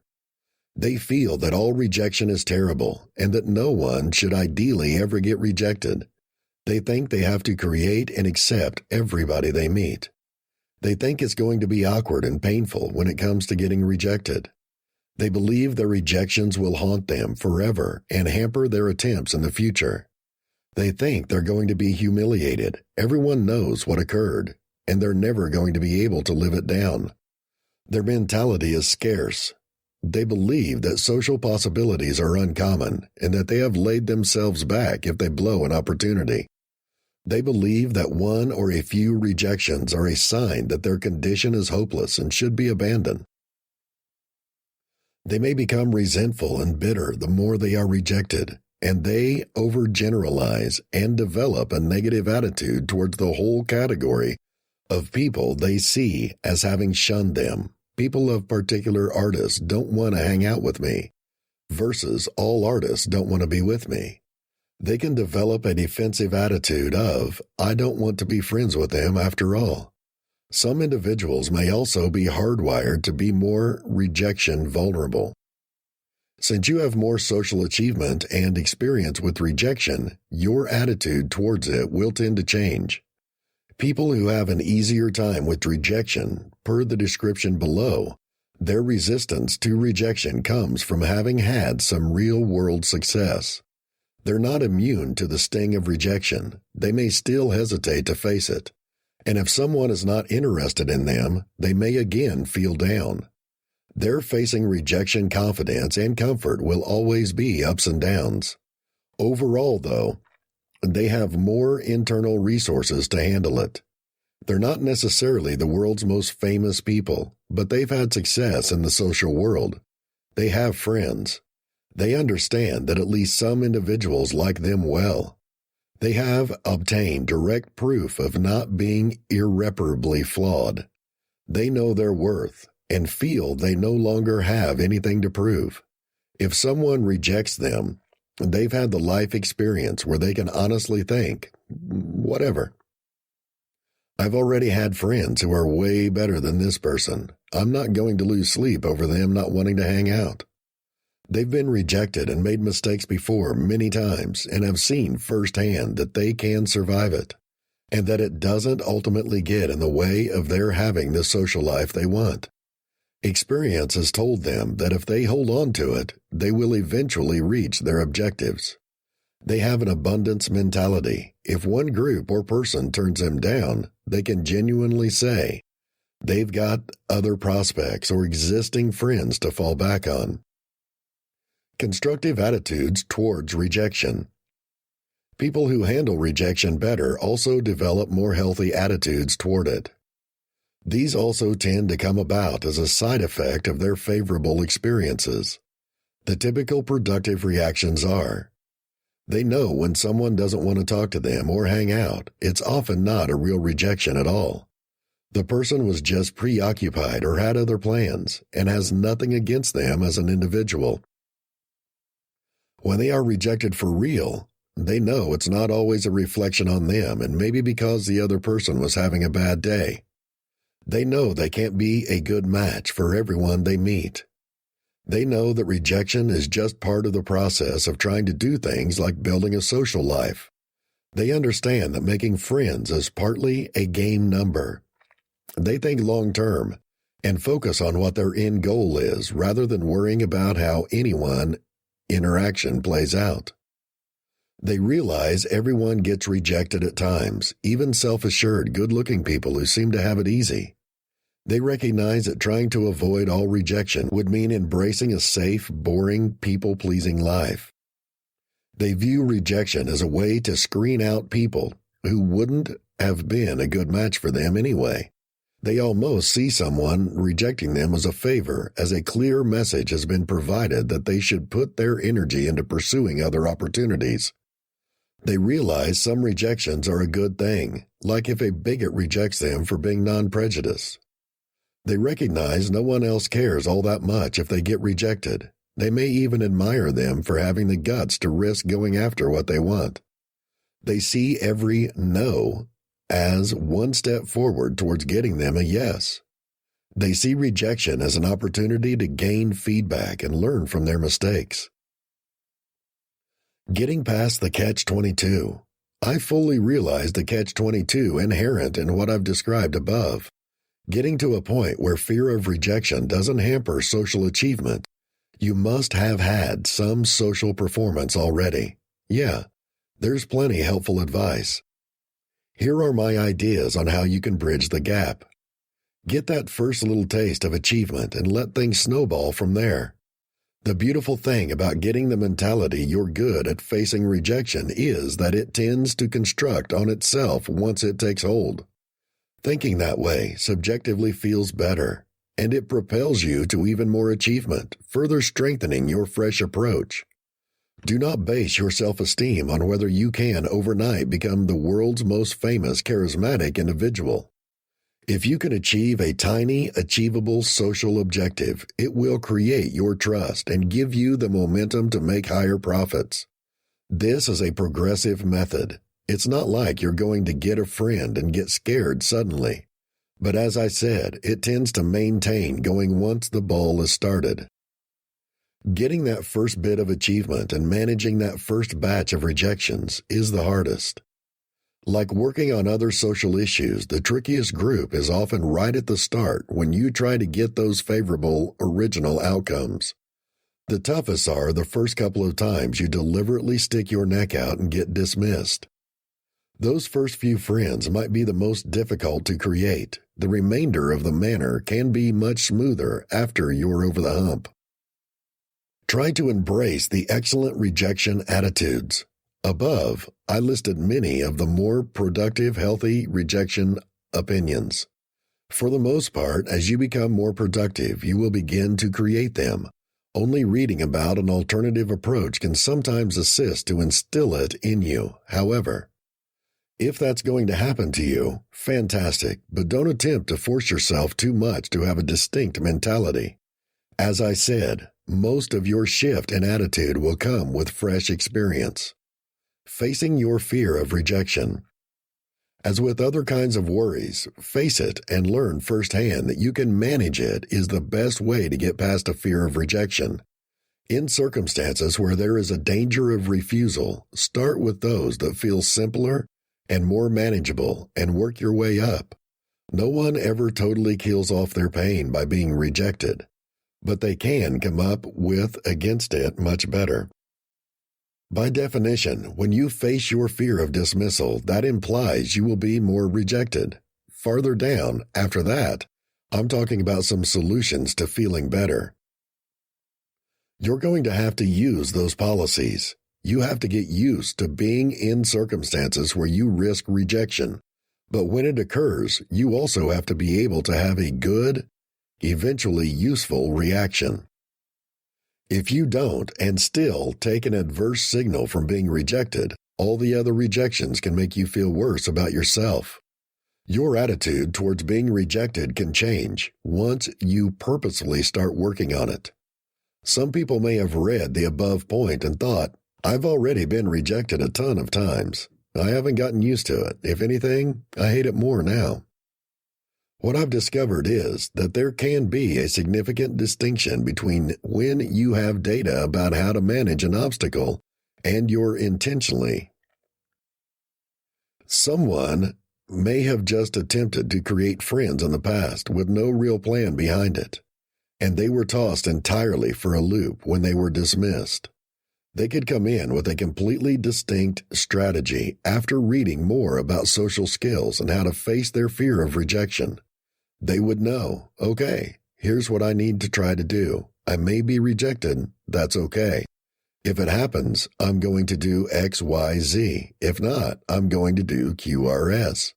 The entire exercise feels more like a detached project, and the results don't feel as much as a reflection of their worth as an individual. Expect rejection and prepare for it in advance. Some individuals discover that they are less afraid of rejection if they recognize that it is a chance to go into a scenario and have a plan in place to cope with it.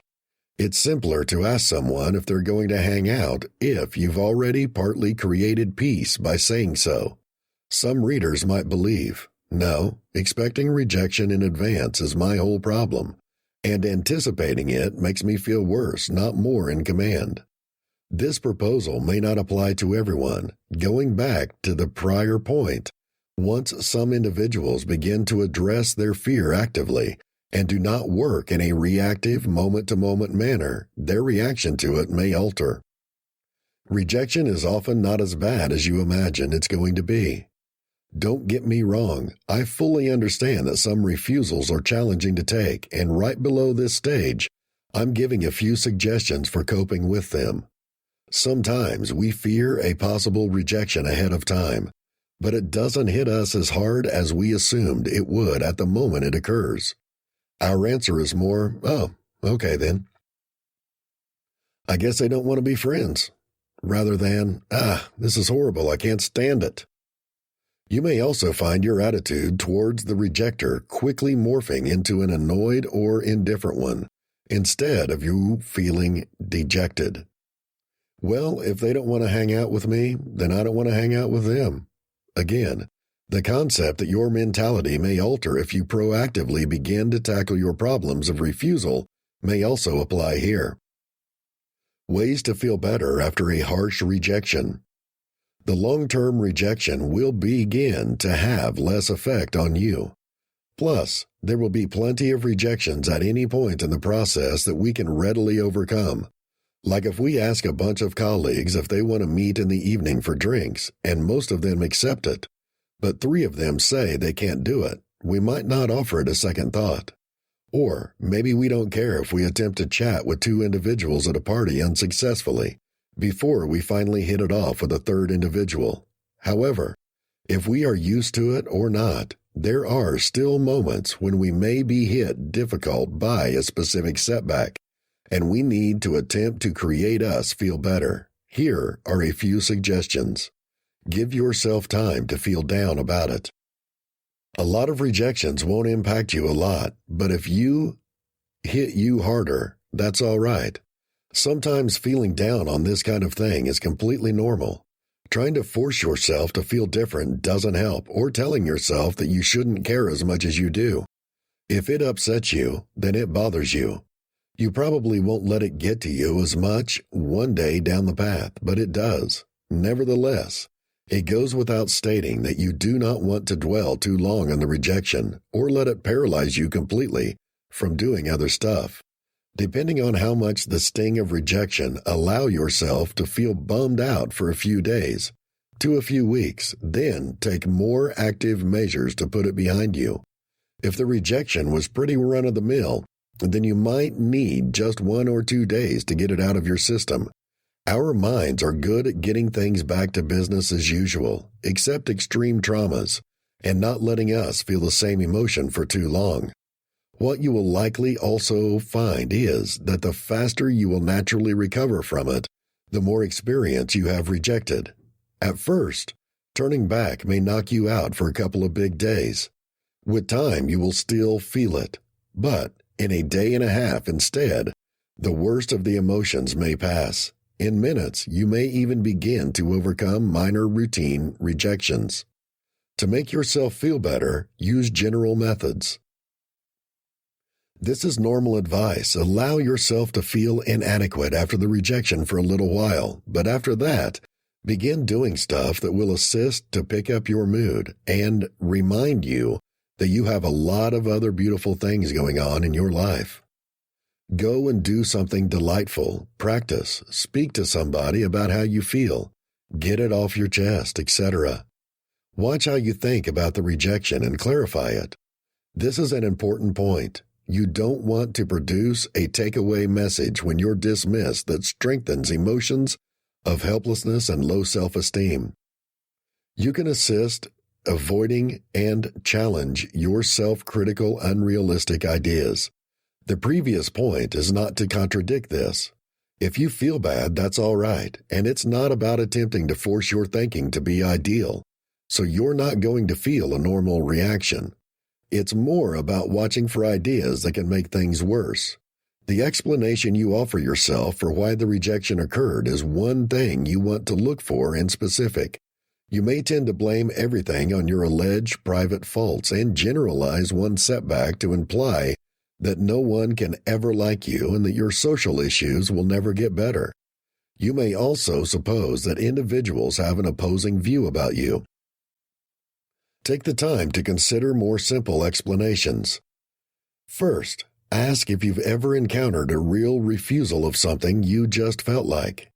Perhaps somebody didn't answer your questions, and you assumed it was because they were offended and hated you when they couldn't think of an answer.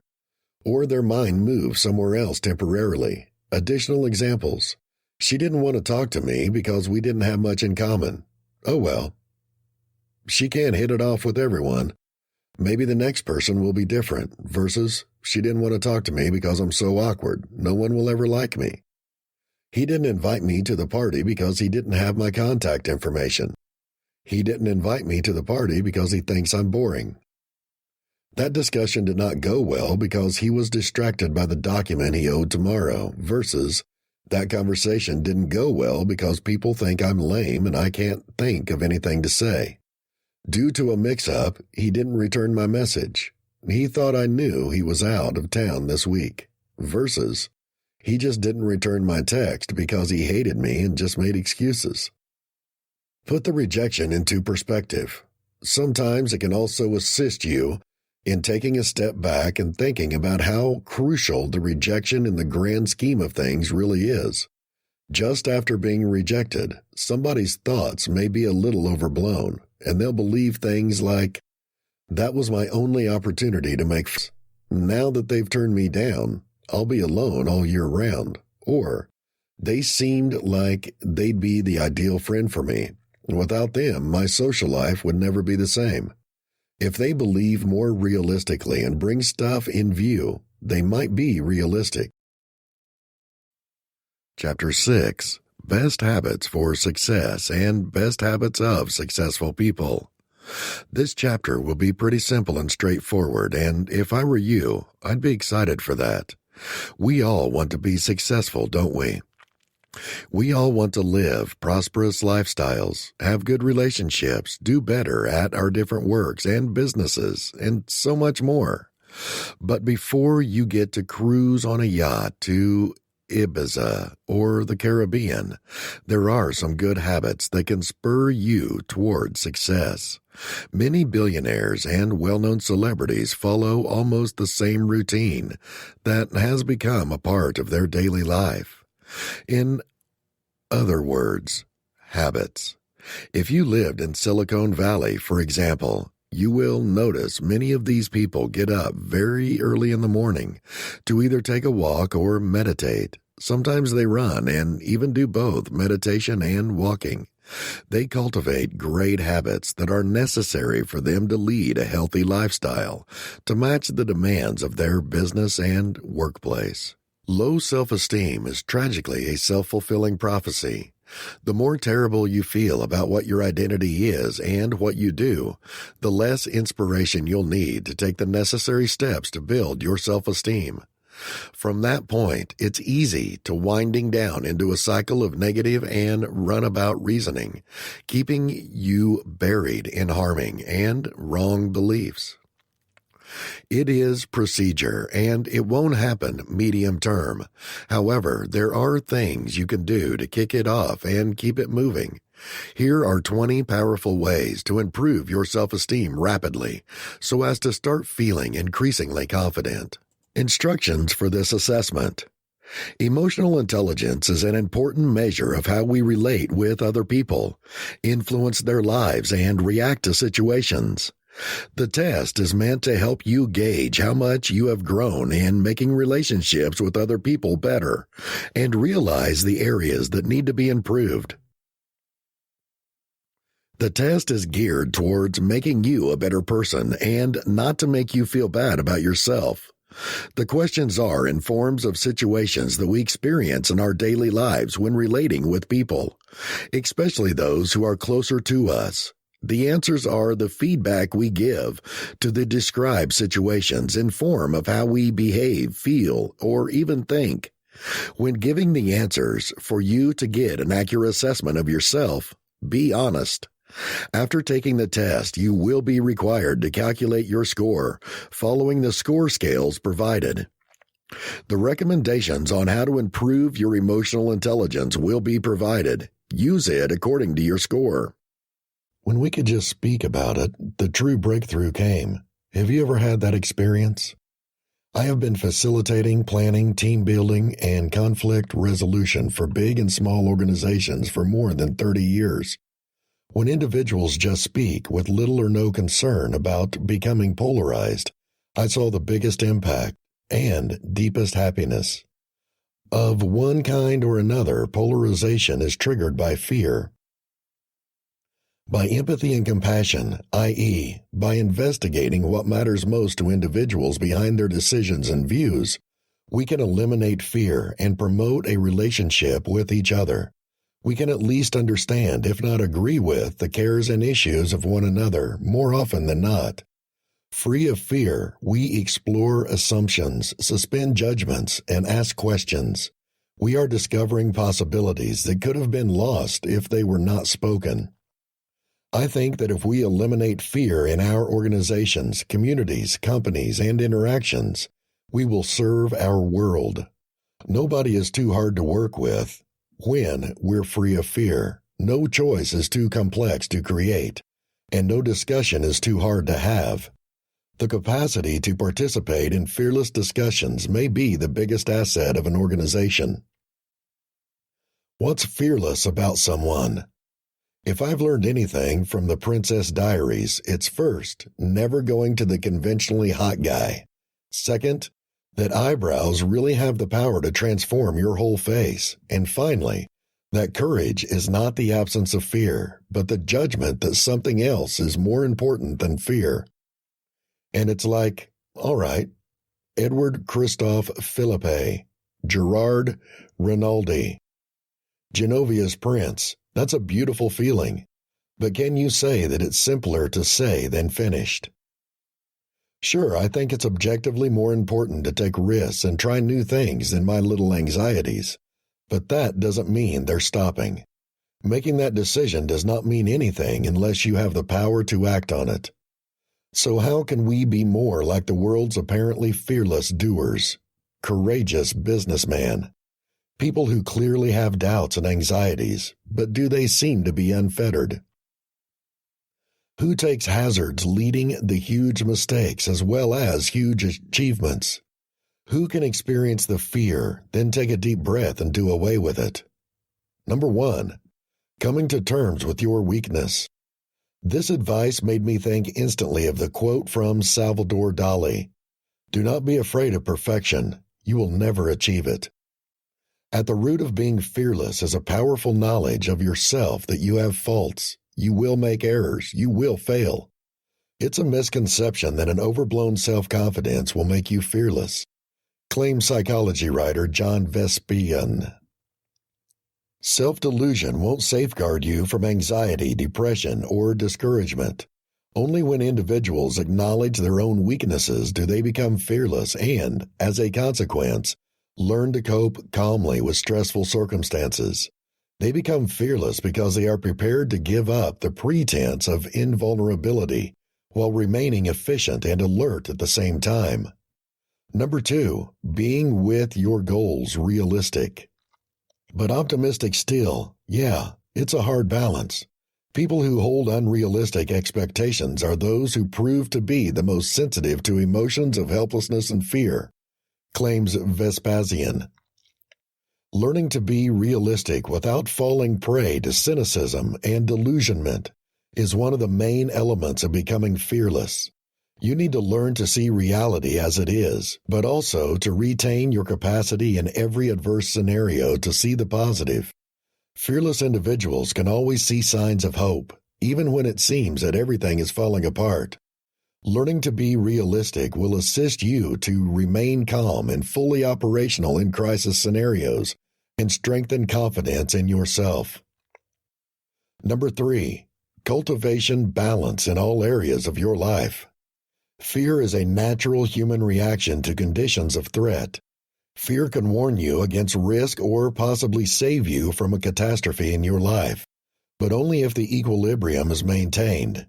If you have grown equilibrium in all fields of your lives, you can dramatically decrease such adverse emotional responses, says Vespasian. And I mean equilibrium between your professional and personal lives, and your short-term and long-term objectives. Balance makes you strong and confident because you don't just depend on one thing. It removes the obligation to win the whole time from your mind. The biggest contributor to a fearless personality is a balanced life. Number 4, reprogramming your inner voice. The pattern of discussions we have with ourselves is at the core of fearlessness, according to Dr. Robert Marur, writer of Mastering Fear. People have either a nursing voice or a harsh voice within.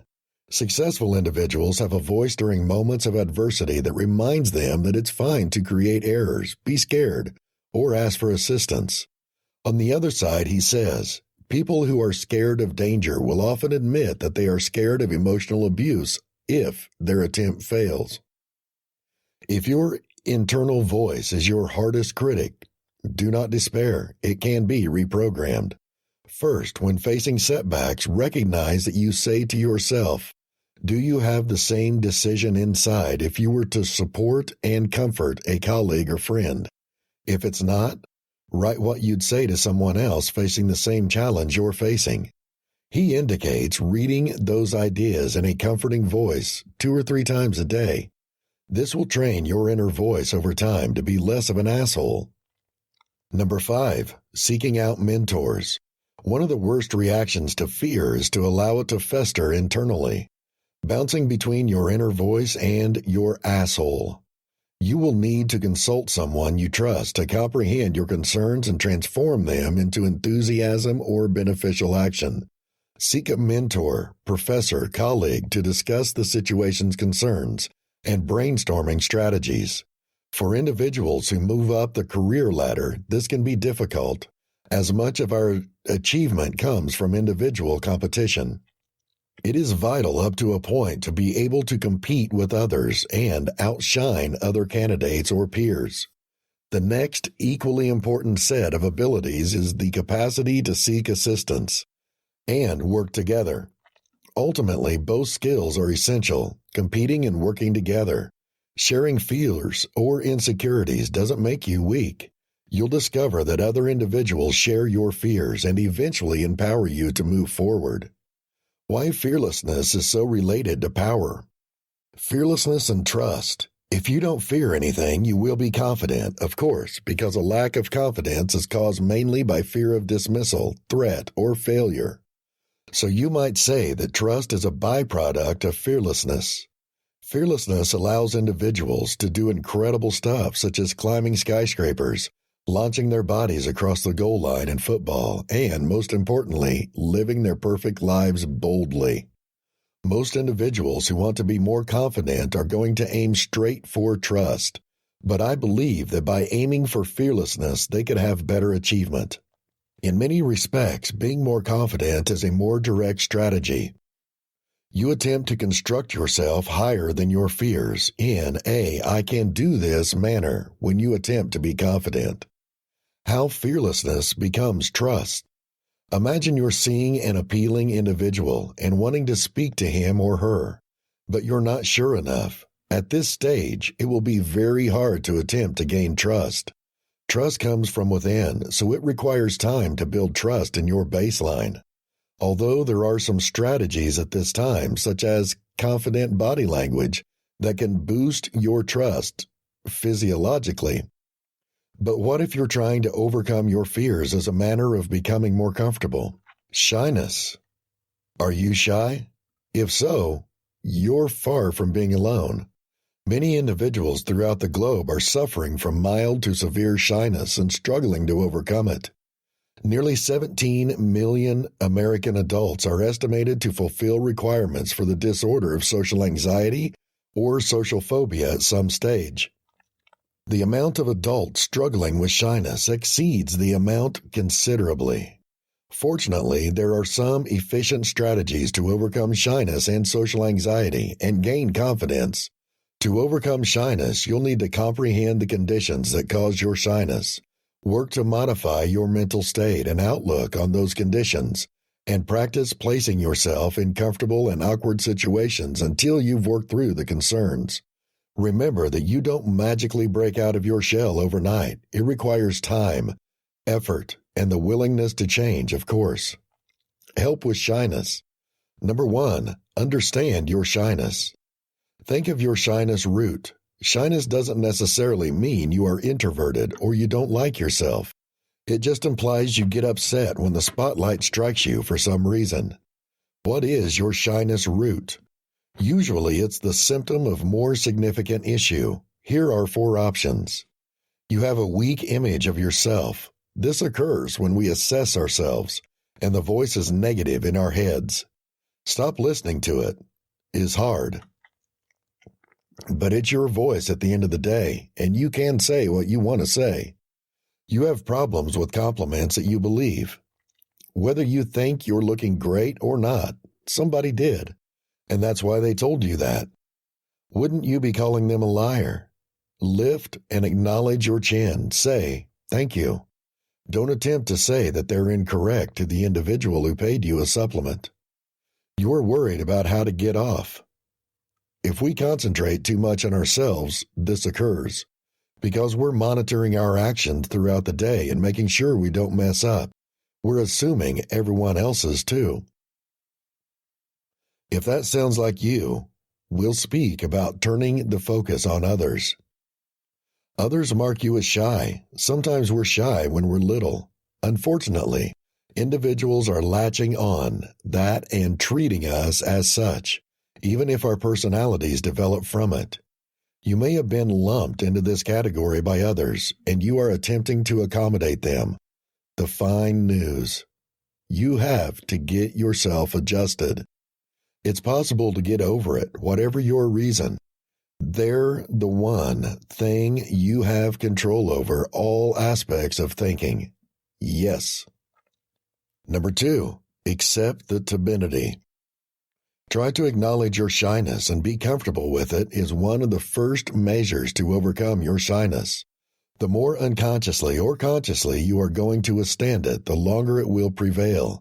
If you're shy, acknowledge it and ultimately adopt it. One way it can be accomplished is to continually say to yourself, yes, I am shy, and recognize it. 3, identify your triggers. Are you shy about new audiences? When do you learn a unique ability? When going into a new scenario? Do you understand and admire individuals when you're surrounded? If you don't understand anybody anywhere, try to identify the ideas that go right before the hits of shyness through your head. Chances aren't everything that makes you shy. You're all correct to be around your family, right? How distinct are they from the people around you? You don't just understand them better. They know you, and what's more, it is not you. It is only the circumstances in which you find yourself. This demonstrates it's not a common thing, 100% of the time. Excellent. Number 4, make a list of scenarios you're nervous about. Order them to be the first things that cause you the least anxiety, And the last things that cause you the most anxiety. It feels like a job that you can effectively tackle when you put stuff into concrete terms. Make them as practical as possible. Talking in front of individuals may be a trigger, but more specific can be achieved. Talking to those who have more power than you do. Speaking to those that are appealing to you. The more particular you are, the simpler it is to define and work through the scenario. Number 5, take the list. Once you've got a list of 5 to 10 stressful cases, begin working through them one by one, naturally after reading the section. The first few easier situations will assist you in constructing your trust so you can continue moving on your list to more challenging scenarios. Don't worry if you sometimes need to go back on the list. Take it at your speed, but try to push yourself. Conquering your mind. 1. Use as a cue this shyness. Whatever triggers shyness inside you is because we perceive it as a shyness trigger. It's like computer programming when a specific sort of interrupt occurs in a program. It behaves in the same manner as we program it to manage interrupts. Our minds can also be programmed in the same way. In a manner, since our adolescence, we have been programmed to respond to certain stimuli such as staying away from strangers, heights, dangerous animals, etc. We respond automatically frequently, responding in a manner that comes naturally by default to us. And this response could be faulty. For instance, some individuals see a hideous reptile when they see a lizard, while others see a lovely pet. This distinction is due to their memories and experiences with the stimuli, lizard, or absence of knowledge. Similarly, your natural reaction is shyness when shy people see people, stimuli. The reality is that reprogramming your mind, you can alter this reaction. Some methods could achieve this. Ask yourself questions and verify the validity of your reasons. It's vital, for instance, that you practice public speaking to solve the shyness issue. Try to see this shyness as a cue to push yourself hard and do the contrary when you feel shy. You likely leave for a quiet location when you feel shy in public because this has been your default response for so long. But when you feel shy this time, push yourself and do the contrary. That is, speak to individuals. Yes, you're going to feel profoundly uneasy, but see these feelings again as a trigger to push you even harder. The higher these adverse emotions' magnitude, the harder they will motivate you to push yourself. After several occasions of attempting this, you will understand that these unwanted feelings and emotions were, in fact, your excellent friends because they encourage you to work even harder. Number 2, pay attention to others. For 99% of us, when we believe if we're talking up or standing out, we're going to get embarrassed. Therefore, focusing on others is essential. Putting our mental attention elsewhere. We stop being able to worry about how we get off when we stop concentrating on ourselves. The simplest way to do this is to focus on compassion. When we feel compassionate, sympathetic, or even empathetic, we stop worrying about ourselves and begin to devote all our mental energy to understanding others, recalling that everybody is fighting some kind of fight, large or small, significant to them, enables us to remember that everybody deserves our attention. If that doesn't work, imagine a pattern of thinking that you think other individuals will have. If you're concerned about how you look, you're assuming that everyone else is concentrated on the outside. Hint, they're not. Thinking patterns are contagious. You will not be able to stop once you begin. Number 3, visualize the achievement.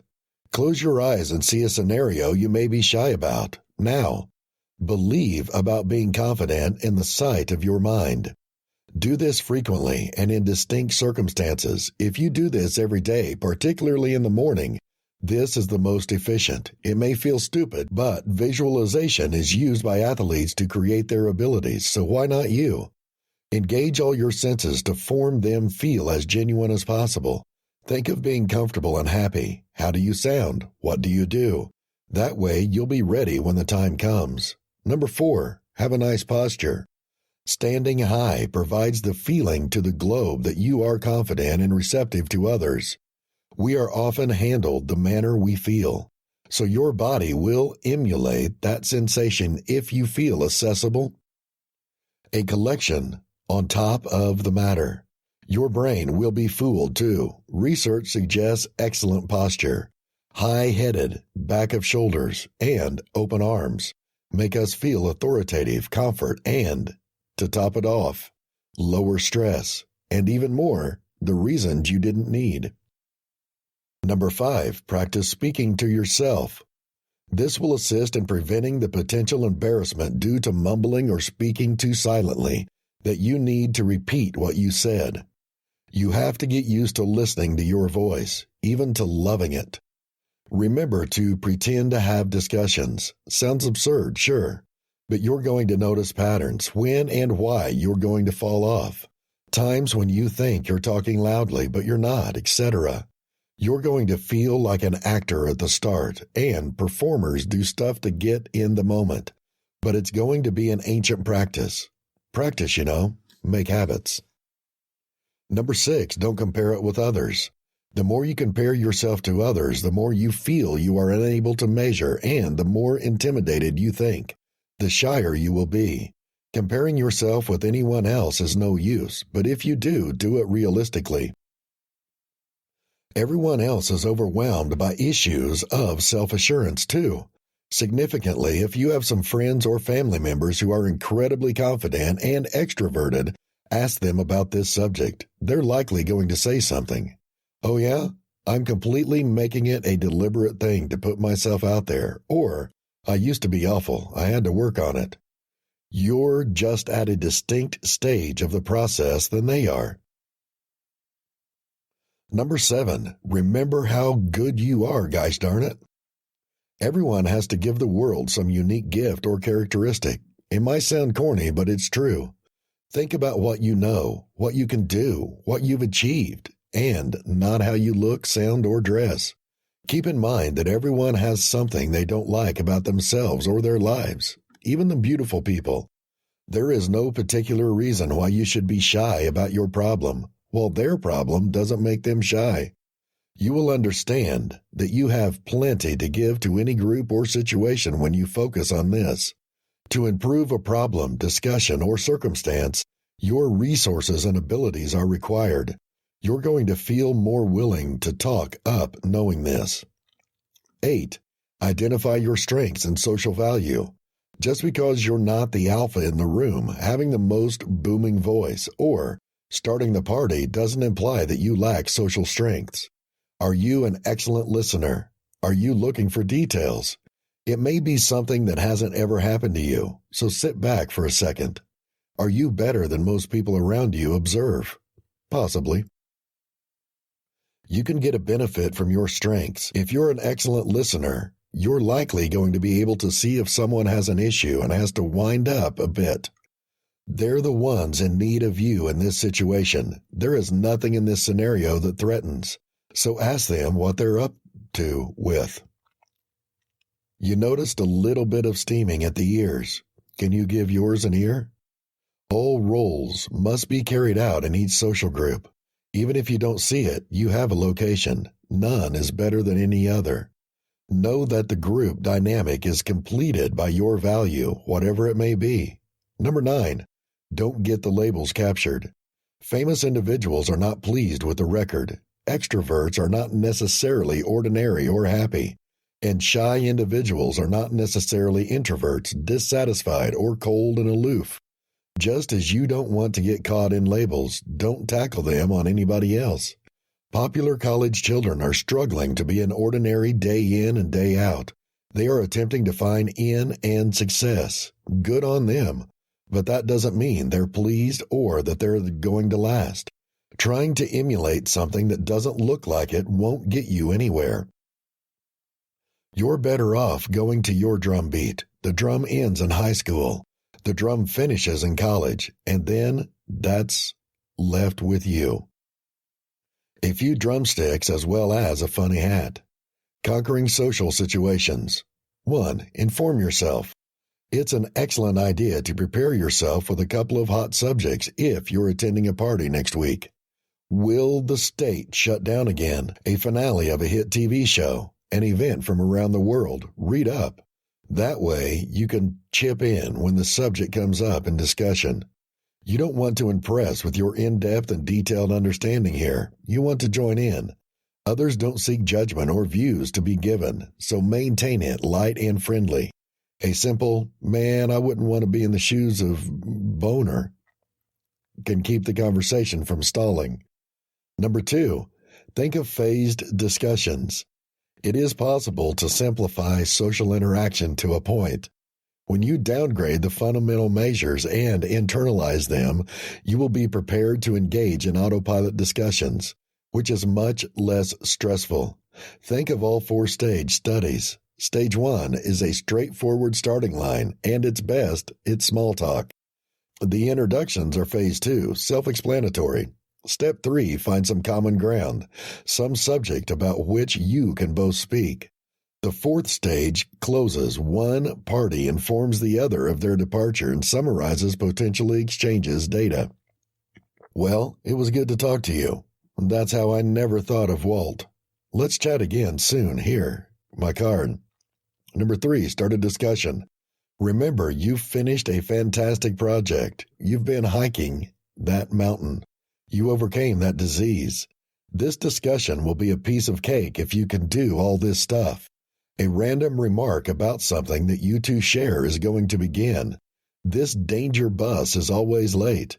Or just have faith that the coffee is coming. Or have you seen Mr. Bossman's tie today? Holy cow. Add the details of the fundamental statements. If somebody asks you where you live, stopping in a super awkward, the feel like you failed dead halt is simple for that discussion. Instead of stating on Jump Street, say on Jump Street right next to that amazing bakery. That way the individual has something to comment on, keeping the talk going. They will say, oh, cool. Have you tried their chocolate croissants? Number 4, warm up. You can have the same precise discussion over and over when you're at a party. Hit 1 or 2 individuals at the moment and practice the same platitudes and social pleasantries until you have it and are practically nauseated. Then move back to the individuals with whom you like speaking. Then, in a genuine discussion, you can zero in. Rapid start. Each conversation was lasting just a few minutes. This will take away your stress and likely make you less nervous. It's not that frightening when the end is 120 seconds apart. Then you can focus your time and energy on those with whom you want to be friends. Your time and resources make the most sense. Number 5, look and do easy things. Use your body language to convey an open, friendly attitude. Make sure your arms are uncrossed, head up, and hands are not worried. If you're buried in a Candy Crush game, no one will speak to you. They're only polite. Remember the individuals you'd like to approach. What are they saying about their bodies and faces? Now think about the people you wouldn't want to get to. How are you sitting right now? Where is the spectrum going to drop? Number 6, smile and make touch with your eyes. A natural smile in a stranger's direction may shine your day, and it will also shine on theirs. Smiling is a friendly way of acknowledging others and starting a discussion with someone. Stranger or friend makes it a pretty good lead-in. You show that you are harmless, friendly, and that you want to get involved. Human beings are creatures of society. That will be demonstrated by a straightforward look at inmates in solitary confinement. We all seek communication or reaffirmation. On their day, you're not imposing. You make it more vibrant and, well, better. Number 7, remember your body. You're likely to get caught up in some shy ideas when you're in a group of individuals or even just one person. At the start, that's normal. If you're nervous, ask yourself these questions. Do I breathe? If your breath can be slowed down, your body will relax automatically. Am I soothing?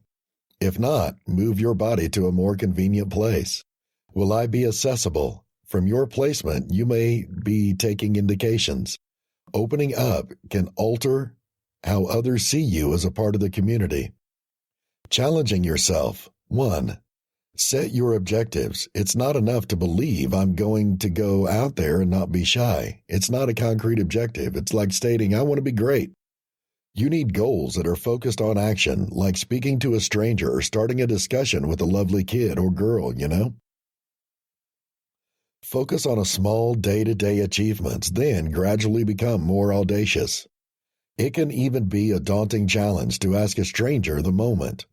Don't write off as no massive deal these little opportunities. They're enormous. In a little bit, you can work up to talk before massive crowds. Slow down. Number 2, find the convenience for you. It may not be for you straight up moshing in a rave or drinking in a bar all night long. That has nothing to do with shyness. If you prefer to trim the toenails of your grandmother, listen to that. Try not to conquer your shyness in environments that you cannot stand upright. It is not going to stick. You don't have to do what everyone else does, and if you do, you won't stick to it, and you won't discover individuals you like and are comparable to you. Why is your time wasted? If you don't have the bar scene, that's completely okay. In coffee houses, at small meetings, or job, practice your social skills. They apply more to your lives. Number 3, practice putting yourself in circumstances that are not so comfortable. Okay, so we don't want you to pinch yourself to numb the social pain in places where you're hiding in the corner. But you need to put yourself out of your element in environments where you're just a step or two. How else are you going to develop? Remember to start at the top of your list. It could be making a small conversation with a CVS woman, stopping an individual for the moment at the bus stop, or chatting with the man next to you as in the cubicle.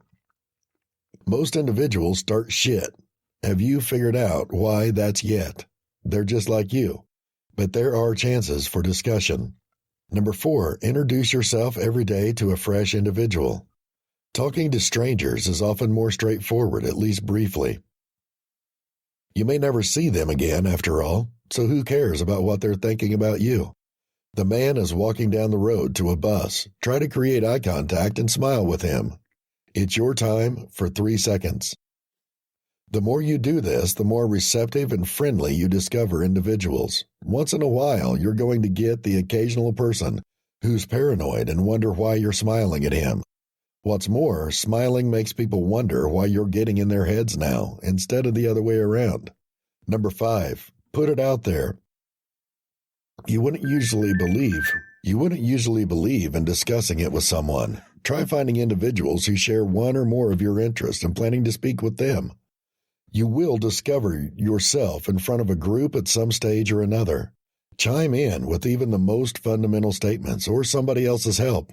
Get engaged. It's the only way of growing. Time will make this simpler. Remember how difficult it was to drive or ride a bicycle at first? With social interactions, it's the same. You didn't have a lot of exercises. You're all going to be there after a while. Do that. Nothing's going to faze you. Huzzah! Number 6, record and continue to record your achievements. You've mentioned your social triggers in that notebook. Write down your accomplishments. Seeing your advancements is an excellent incentive to keep you going. You will be amazed at the control you take over this in a couple of weeks, convincing you all the more that this thing can be done. Awesome. This does not have a timetable. It won't occur to some individuals until a light bulb clicks and they get it all of a sudden. For others, it's a 6-month slow route. But it requires as long as it takes. Confide in yourself. You are going to get there. Chapter 7. How Self-Discipline Helps to Develop Good Habits. Before we dive into this chapter, here's a teaser. Remember that you need to exercise self-control or self-discipline in order to break bad habits. The same self-control is needed in order to develop good habits. You will need to say no to some things. Don't be harsh on yourself if you fail. And find ways to reward yourself after you have said no.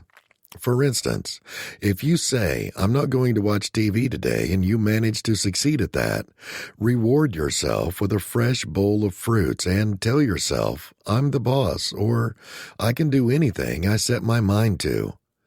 Generally, you are learning self-discipline. Gradually, you are developing good habits. The two work hand in hand. Hardly will you find anyone with good self-control practicing bad habits. If you are a nail biter, make a conscious effort of saying, no, I will not bite my nails no matter what. If you find yourself biting your nails, tell yourself something like, well, you messed up, so no fresh apples for you today. If you don't bite it tomorrow, you get 2 apples. I assume you're a fruit lover, but if you're not a fruit lover, try to be a fruit lover, though. You can compensate yourself with something else that you love. Don't go too far and scrap the individual who dismissed you completely. Just believe more balanced about the effect of their dismissal. There are people who love telling stories, even though they may not know how to make their stories interesting to the listeners. People are interested and able to tell it when the storyteller is good. They will tell it through the way an introduction is done. As much as they are good storytellers, there are also bad and boring storytellers. However, it is important to ensure that you have a good storylines that will capture the interests of the audience.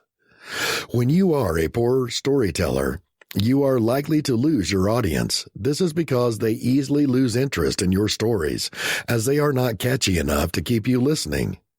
Did you know that the best way to encourage people by giving stories? It can be in a presentation or a meeting. A good storyteller must own certain abilities. Any person may tell a story that was narrated to them by others. But one to be a distinguished storyteller must be able to do it repeatedly and in an interesting way. He must be able to create the story afresh each time he narrates it. This makes it memorable and gives a meaningful experience for each audience. The success of any story depends on how it is narrated. When narrating a story, the narrator has to give an explanation or give the meaning of any unfamiliar word that he happens to use. A good storyteller performs many functions. He becomes a performer and a teacher, as well as a social observer and a comedian as well. He plays each role depending on the needs of the audience. This is because different stories are narrated to different audiences. There is a story that is narrated to children, others are narrated to teens, while there are those that are narrated to adults. For instance, he is performing for children. He will use simple and clear language and any other device that the children will find entertaining. The narrator will have to use the imagination of speech from different characters in the story. For instance, telling a story about the hare, he will need to imitate characters and gestures comically, as per the story. This will help in making the children entertained throughout the storytelling session. The storyteller should, therefore, look for relevant stories for each age group. To succeed in being a good storyteller, he or she must possess the below abilities. When disputes occur, it may be useful to understand how others perceive a problem. It helps to be interactive and inclusive. Conflict is a component of communication between people because of mutually exclusive interests. Political enemies, company rivals, and arch enemies disagree and fight each other bitterly. Sometimes a win-win situation is not feasible. Of course, to predict or preempt his action, one will attempt to find out more about the adversary. A zero-sum match aims to strategize a win. Although the scenario is very distinct from that experienced by enemies, even partners will experience conflict. Sometimes partners who share many comparable interests, objectives, and values may be in disagreement. Differences and disagreements may happen in close work, social, or family relationships between partners or individuals. We can all remember conflict experiences with a boss we respect, a colleague we like, a close friend we trust in, or a family member we love, or even a politician we support. It is constructive to do less political strategizing and more perspective talking when partners are in conflict by, which I mean considering how things appear to the other party. Perspective matters. The view of our living room and the things in it may look very different depending on where we are at. Just like our physical world perception, perspective counts in our social world subjective experience. Street illustration. Manny Francisco. When viewed from distinct angles, the same facts may have different meanings. Each person's view affects what is regarded as core or peripheral, apparent or obscure, and even present or absent. If someone has a vision of the tunnel, we're trying to give another perspective with the full view.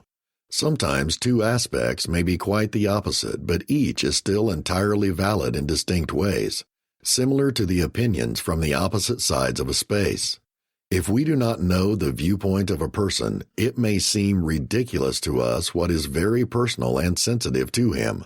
But if we go through the same scenario, we can act just as the individual did and believe it's wholly healthy or the correct thing to do. So truth is what things are, but considering the conditions, the reality of an individual is what the individual believes and feels it is. The fact of the person has an impact on his behavior. Behavioral science studies have demonstrated that we don't see stuff as they are. We see things as we are and how events or situations affect us. We create interpretations of ourselves and others according to our own convictions and previous experiences.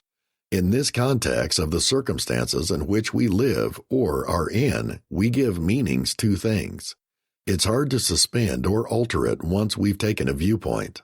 Taking another's view, which is distinct from ours, is even painful. This is primarily owning to the tendency of the human being called confirmatory bias. We see what we look forward to seeing. We are searching for and interpreting data in a manner that is likely to verify our view. So, for distinct people or organizations, the same choice, event, declaration, or image can apply something very different. And often, everybody is persuaded he or she is correct. If we had questioned, what else could it mean? If we could see stuff differently from another person's view, we could have been fewer robust disagreements and more positive reactions to controversial problems. At the very least, in what we say or do in a different situation, we will be more careful not to escalate the negatives. Can more perspective take advantage of some of the remarks and positions on the latest problems in Singapore?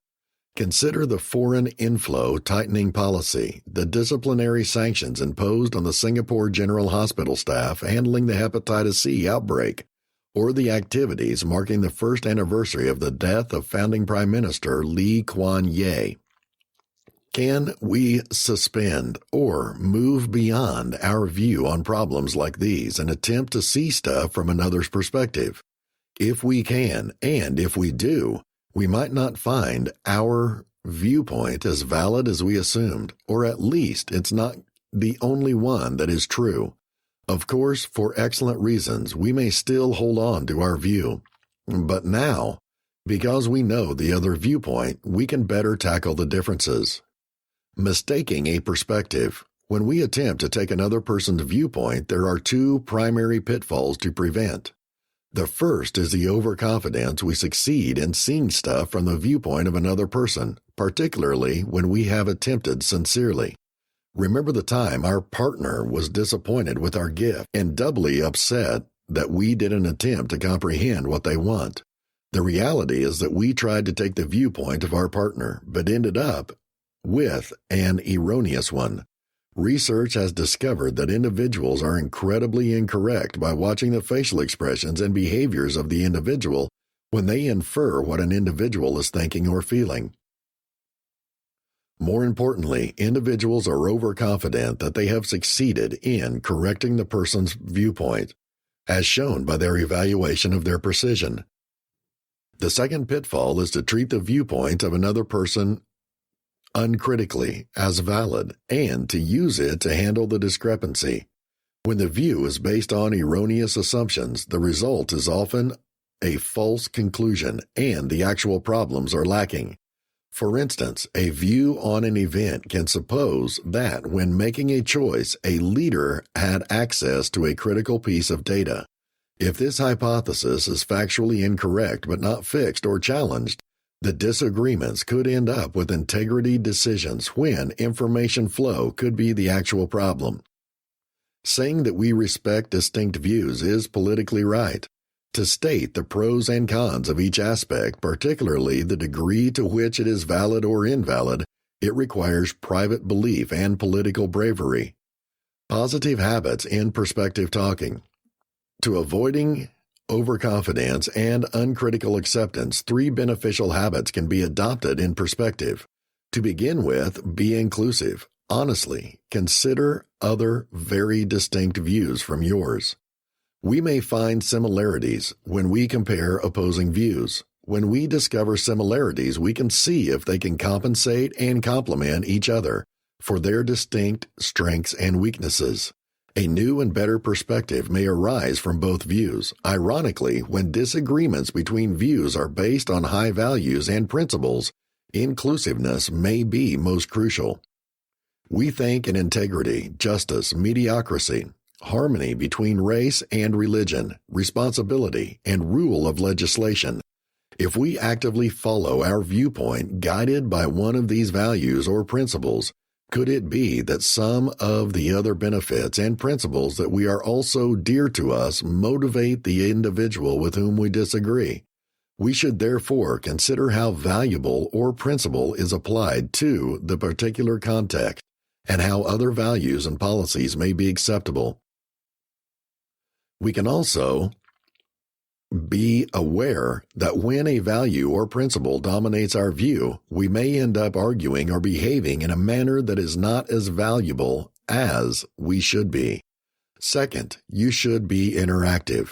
Studies have shown that real empathy does not come about merely by imagining what the individual is going through, no matter how hard we attempt. We need to communicate with the individual by requesting and listening to find out the other person's perceived or experienced issues and situations. This need for communication has to do with close family and social relations, but also with interactions between leaders and supporters. When rulers and supporters engage in naturalistic interactions as opposed to artificial ones, they are more likely to tell each other what they believe rather than what they thought the other would like to hear.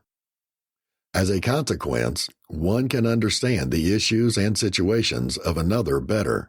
Over time, high-quality interactions create confidence, standards of reciprocity, social cohesion, and even shared values among leaders and supporters.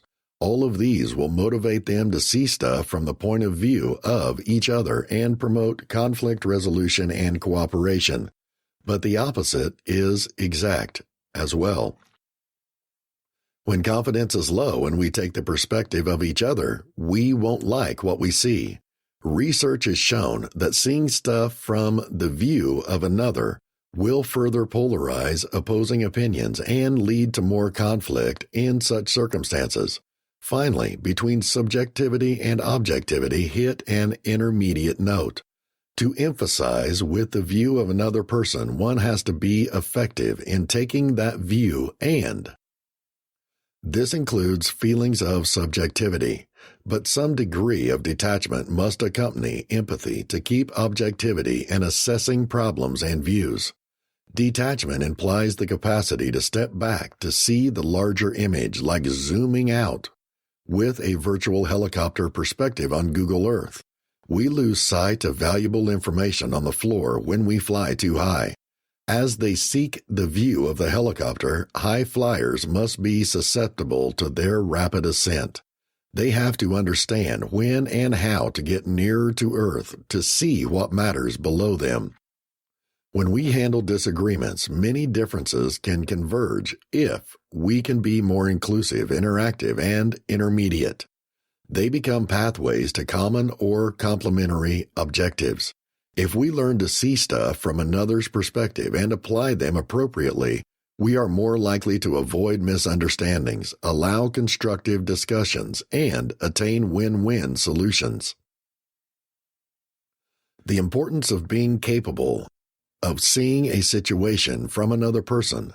Nothing is lovely to shape another person's view. Everyone has a distinct concept or aspect of what it is, beauty or perfection. The opinion of another individual is essential because most of the moment we are saying that another person's views are not crucial, but they are. Everyone respects the point of view of the other people most. Most people don't understand the other person's opinion is essential. The significance of seeing the scenario from another person's point of perspective could assist us in solving the issue more quickly and helping the individual who has the problem. It can also assist us to know about our family and friendship and to comprehend ourselves better. While telling us the issue, we can understand how the other individual feels. It's challenging to know how the other individual feels and how they respond when we see stuff from our point of perspective. We also get to understand their experience and see the point of view of other issues. All people want to feel understood and heard. We're always talking about our point of perspective to get the other individual to see our way through stuff. If we do this all the time, we can focus on the point of view of the other person, but no one would feel comprehended. Sometimes it requires an effort to see the other person's perspective of the scenario. We can comprehend what the problems of the person are, but we cannot understand how they feel. It's nice to see the scenario from another person's point of perspective, as it helps us understand something we may not have realized. It helps us know what it implies the individual is talking about. We don't always have to be correct to know something by looking at the other person's point of perspective. If we open ourselves, we'd be a better individual. Most people would listen to our issues and attempt to assist us. It helps to save other people's disputes. Chapter 8. Developing Good Mental Toughness and Resilience. We've discovered how to build habits. We've discussed how to break bad habits. We've discussed self-discipline, and we've discussed habits of successful people. So I think it's time to discuss what is needed for sustaining habits, and that is mental toughness or resilience. There are steps that can help you develop your mental toughness in order to sustain good habits. It is a well-known adage, what happens to us has far less to do with our happiness and achievement than with our answers. To develop and maintain the kind of mental toughness that success requires, keeping your thoughts and conscious talking positive things and avoiding the habits that lead to negative and unhealthy behaviors is crucial. Therefore, you must never depend exclusively on the responses they offer you, but challenge yourself to investigate more deeply. Ask, how is this person feeling? Why? Could their real emotions be hidden? Why? What's the other individual saying?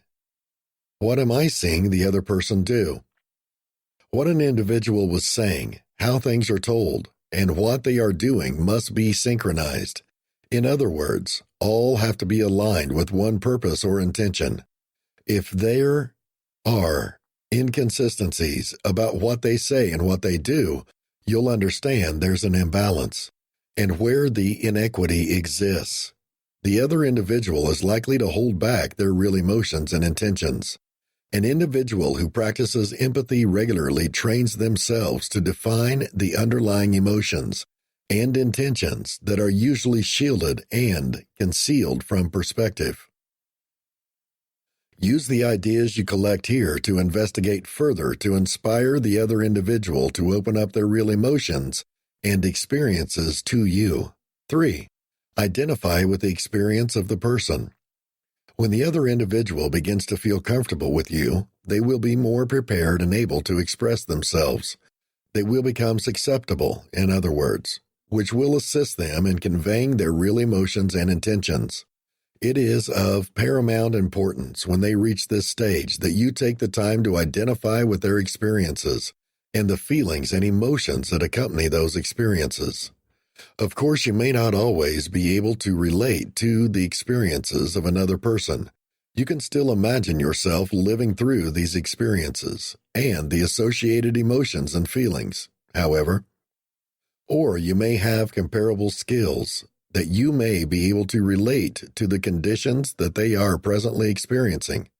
In any case, it is essential that you continuously communicate to the other individual that you comprehend where they come from. But if you're having trouble with what they're stating for any reason, then it's essential to test a bit deeper. Encourage the other individual to speak and communicate how they feel and how their state of mind, life, and interactions affect these conditions. Number 4, verify the accuracy of what you hear. While interacting with the other person, it is essential to remember that in social situations, people are rarely 100% honest and real.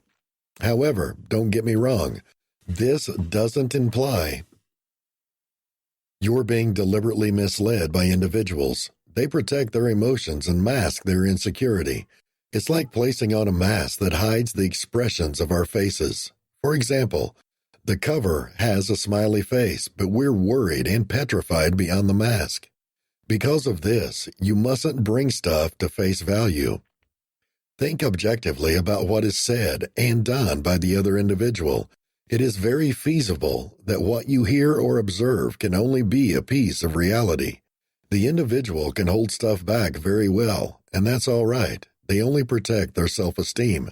Empathy needs acute awareness and alignment with what the other individual says and does, and it also requires the precision of what you hear and observe to be very objective and critically questioned. Only in this manner will you know the fundamental emotions, motives, and intentions of a person. And this is the only way you can give them the assistance they need to move forward in an empowered manner. 5. Offer your support. This is where you offer emotional support to the other individual. You should have a reasonably good knowledge of the state of mind of the other person and what they need in this scenario at this point.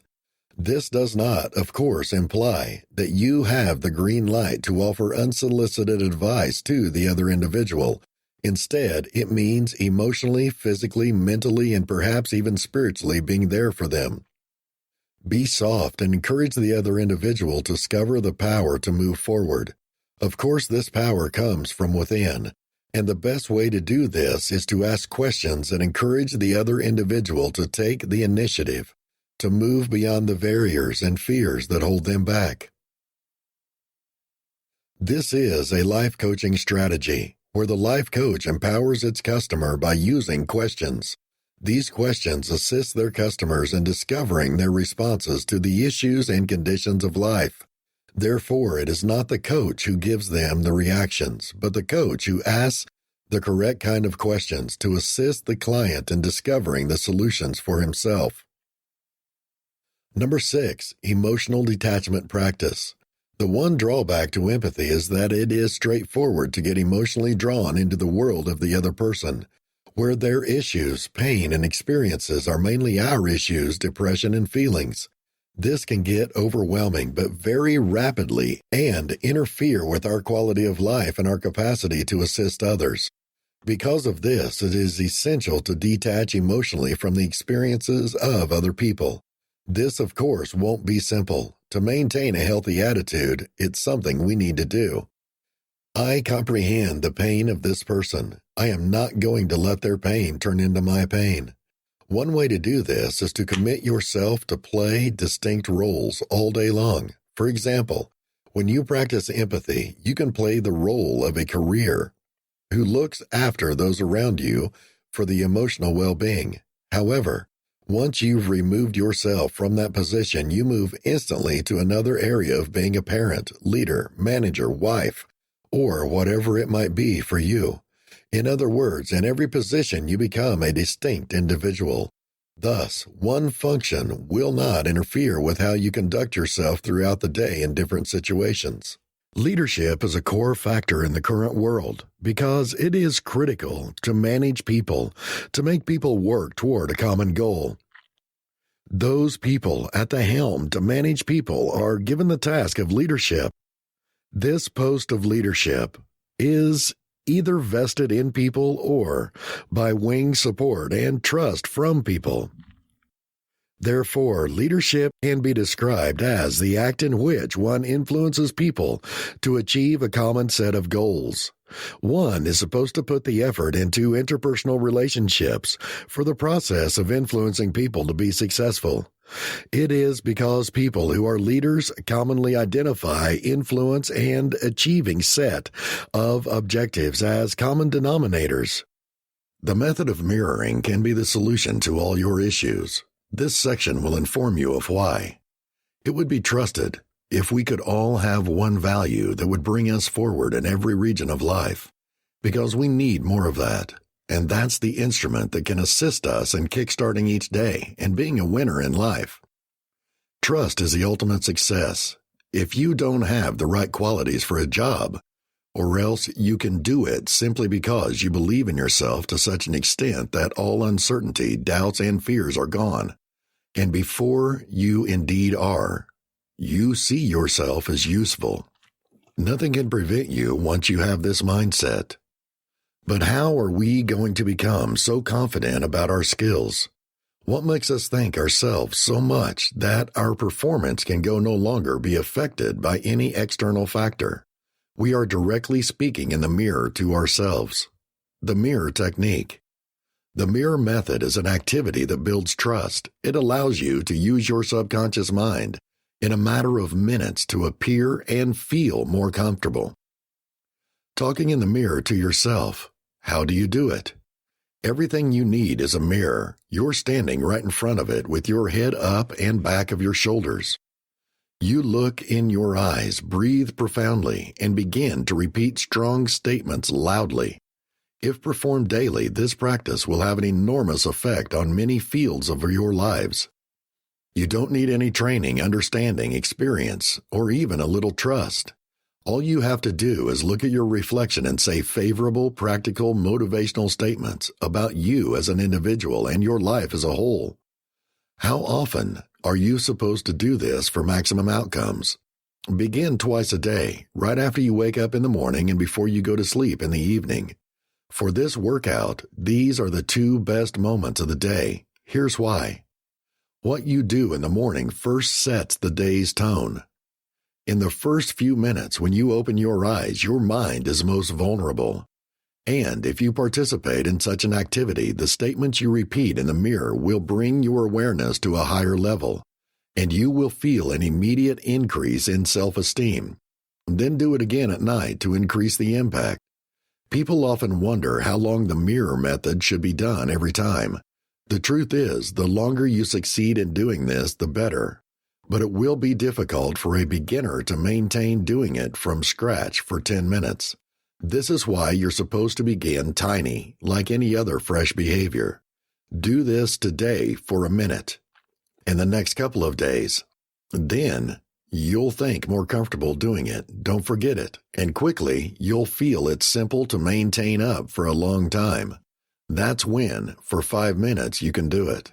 Then, there's 6, and it's like that. The mirror method will be a significant component for your daily timetable by the moment you do it on autopilot, and day after day you will increase your trust. Benefit. Here's why the mirror method is the best confidence-building practice. You begin to feel more comfortable in your skin. You recognize the way you look and behave. You improve your communication skills. You offer yourself a self-esteem and motivation boost every moment you do the exercise. You're going to be more positive. You're going to begin believing in your skills and be prepared for it. You will no longer feel superior to others. You will appreciate who you are and adopt your excellent qualities. You will not be scared to look at individuals in your eyes. You will be more confident in others. You will have a higher view of yourself. You will have no doubts. You will be more decisive.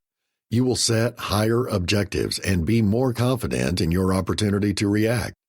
You're going to look stronger, and people are going to start treating you differently. What makes this mirror method unique and practical is the mirror's strength. The impact on our mindsets of stating positive affirmations out loud, the advantages of doing such possible actions every day, and the magic of believing. It is a mixture of hypnosis, psychology, pep talks, gratitude, positive thinking, oriented thinking, and great faith. Looking in the mirror and speaking to yourself. So many successful individuals do it even after they have accomplished a lot, just because they understand how healthy this little habit is, and how the one thing that turns their lives around can be when done daily. And the little secret is that saying stuff in front of the mirror makes you think it. In the physical globe, it does not alter anything, but it brings in your mind healthily. Concentrated ideas. And later, they will form your reality. But what are we supposed to say in the mirror to ourselves so we can hack our self-esteem and become more comfortable? Here are some beneficial statements that will assist you in feeling the advantages of this method. More precise lines to tell yourself to achieve self-confidence every morning and evening. 1. Your characteristics are nice. Start saying all the right things you've ever heard of yourself loudly. The compliments you received, the things you like about yourself, the right sides, the things that make you different from others. Say stuff like, no matter what, I think in myself. Before I was successful, I can do it again. The only constraints in my head are those, and I'm not going to let them prevent me from following what I want in life. I am an individual with the right to love, to be loved, to fight for what I believe in, and to succeed. I am lovely, and that's what individuals see. I'm making the correct choice. I become stronger, more experienced, and more confident in myself every day. With my life, I can do some great things. 2, positive stuff about the day after.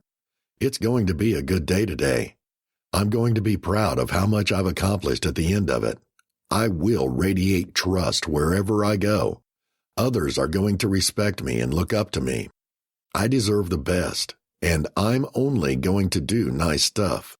Confident other individuals surround me. 3, affirmations of trust. I am very proud of who I am. I am self-reliant. My voice sounds trusting. I have confidence in myself. I'm looking in the eyes of every individual. I'm sure what life has been planning for me. I have respect for myself. I am worth the best. What is it that reflects? Reflecting is the paraphrasing method in restating the speaker's emotions and phrases. Reflecting aims are to enable the speaker to hear their ideas and concentrate on what they are saying and feeling. Show the speaker you're attempting to see the world as they see it and do your utmost to comprehend their messages. Encourage them to keep speaking. Reflecting does not require you to ask questions, introduce a new subject, or lead the discussion in a different direction. Through reflection, speakers are helped, as it not only enables them to feel understood, but also provides them the chance to concentrate their thoughts. This, in turn, allows them to direct their ideas and promotes them to continue to speak. 2 main techniques of reflecting. Mirroring. Mirroring is a straightforward method of reflecting and includes repeating almost precisely what the speaker says. It should be brief and easy to mirror. Simply repeating relevant phrases or at last few phrases spoken is generally sufficient. This demonstrates that you are attempting to comprehend the terms of reference of the speaker and that you are acting as a prompt for them to proceed. Be conscious of not over-mirroring, as it can become annoying and thus distract from the message. Paraphrasing. Paraphrasing means using other phrases to represent what has been said by the speaker. Not only does paraphrasing show you're listening, but you're trying to comprehend what the speaker is saying. It is often the case that because of assumptions, stereotyping, or prejudices, individuals hear what they expect to hear. It is of utmost significance when paraphrasing that you do not present your ideas or challenge the thoughts, emotions, or actions of the speakers. Non-directive and non-judgmental should be your answers. It is tough to withstand the temptation to ask questions, and it may seem very stilted and unnatural when this method is first used. To feel comfortable, you need to exercise this skill. Reflecting content, feeling, and meaning. The content, in other words, those elements that deal with data, actions, activities, and experience, as verbalized by them, is the most direct component of a speaker's message. Reflecting content helps to concentrate on the scenario, but at the same moment, reflecting the feelings and emotions expressed to comprehend the message more fully is also crucial. This enables the speaker to own and acknowledge their own emotions, as quite often a speaker can speak about them as if they belong to someone else, e.g., using "you feel guilty" rather than "I feel guilty." A qualified listener will be able to represent the emotions of a speaker from both body, nonverbal, and verbal text. Sometimes it's not suitable to ask questions such as, "How does that make you feel?" Strong emotions like love and hate can be easily identified, while feelings like affection, guilt, and confusion are much more subtle. The listener must be able to distinguish such emotions from both words and nonverbal signs, such as body language, speech, tone, etc. Reflecting guidelines. Be natural. Listen to the fundamental message. Take into account the speaker's content, feeling, and significance. Restate what you've been told. Look for nonverbal and verbal indications that confirm or reject your paraphrasing precision. Note that some speakers may pretend you've got it right because they can't assert themselves and disagree with you. Don't unnecessarily question the speaker. Do not contribute to the significance of the speaker. Do not bring the subject of the speaker in a new direction. Be non-directive and non-judgmental at all times. Chapter 9. Bonus. Some affirmations for positive habits and breaking bad habits. It's not that easy to get rid of an old unwanted habit. It all depends on how long your life has been. The most effective way to remove an old habit is to find a new one to replace it with. Empowerment. For example, if you want to stop biting your fingernails, giving yourself a daily manicure could be a positive replacement habit. It would be a great start to file and buff a few minutes each morning, and polish if you're a woman, and a few minutes at night to clean and condition. One can easily find an appropriate new habit to displace the old one with a little creative thought. But don't forget that every day you must repeat the new habit. And of course, please make sure when using affirmations that you limit your affirmation to the new behavior and all the positive results the new behavior will bring. Find possibilities for yourself to be congratulated, complimented, and rewarded, even for the least success. A man can't be comforted without his approval, as Mark Twain said. Number 5, take the challenge of dismissal for 100 days. No one can make you feel superior without your permission. Eleanor Roosevelt. Jai Jang has become famous for recording his busting fear experience by deliberately creating people's insane demands to be dismissed for more than 100 days. He aimed to desensitize himself to rejection after he became more angry about a prospective investor's rejection than he anticipated. Busting fear is not simple to do, but this is a healthy way to do it if you want to have fun while building your self-confidence. Number 6, configure yourself to win. To create real self-confidence, we need to focus on our accomplishments and forget about our lives' mistakes and negatives. Dennis Waitley. Too many individuals are discouraged about their skills because they set themselves objectives that are too hard to accomplish. Start by setting small goals for you to win readily. Once you've constructed a stream of accomplishments that make you feel great about yourself, then you can move on to more difficult objectives. Make sure you keep a list of all your accomplishments, large as well as small, to remember the times you've done well. I like to spend time reflecting on did it lists instead of just concentrating on to-do lists. It is an excellent way to strengthen trust in your abilities by reflecting on the main milestones, projects, and objectives you've accomplished. Number 7, help another person. Often helping someone else makes us forget about ourselves and feel thankful for what we have. It also feels nice when someone else can make a difference. Instead of concentrating on your weaknesses, volunteer to mentor, help, or educate someone else, and you will automatically see your self-confidence develop in the process. Number 8, pay attention to yourself. Self-care is never an act of selfishness. It is merely excellent stewardship of the only gift that I have, the gift that I was placed on earth to give others. Parker Palmer. Self-confidence relies on a mixture of excellent physical health, mental health, and social health. If you have your physical or continually have low power, it's difficult to feel great about yourself. Make time for excellent practice, eating, and sleeping habits. Also, dress the way you'd like to feel. You heard the saying, clothes create the guy. Build your self-confidence by making an effort to take care of your requirements. Number 9, create limits for yourself. Never be silenced in bullying. Never let yourself be a victim. Do not accept your life's definition, but define yourself. Harvey Fairstein. Learn to say no. Teach others to respect the limits of their private lives. Take lessons on how to be more assertive if needed, and learn to know what you want. The more you have control over your own lives, the higher your self-confidence will be. Number 10, change to a mentality of equality. It's a waste of individual you are to be someone else. Marilyn Monroe. People with low self-confidence see others as better or more deserving than themselves, rather than bear this perception. See yourself as being equal to all. There are no better or more worthy than you. Make a mental transition to a mentality of equality, and your self-confidence will automatically improve.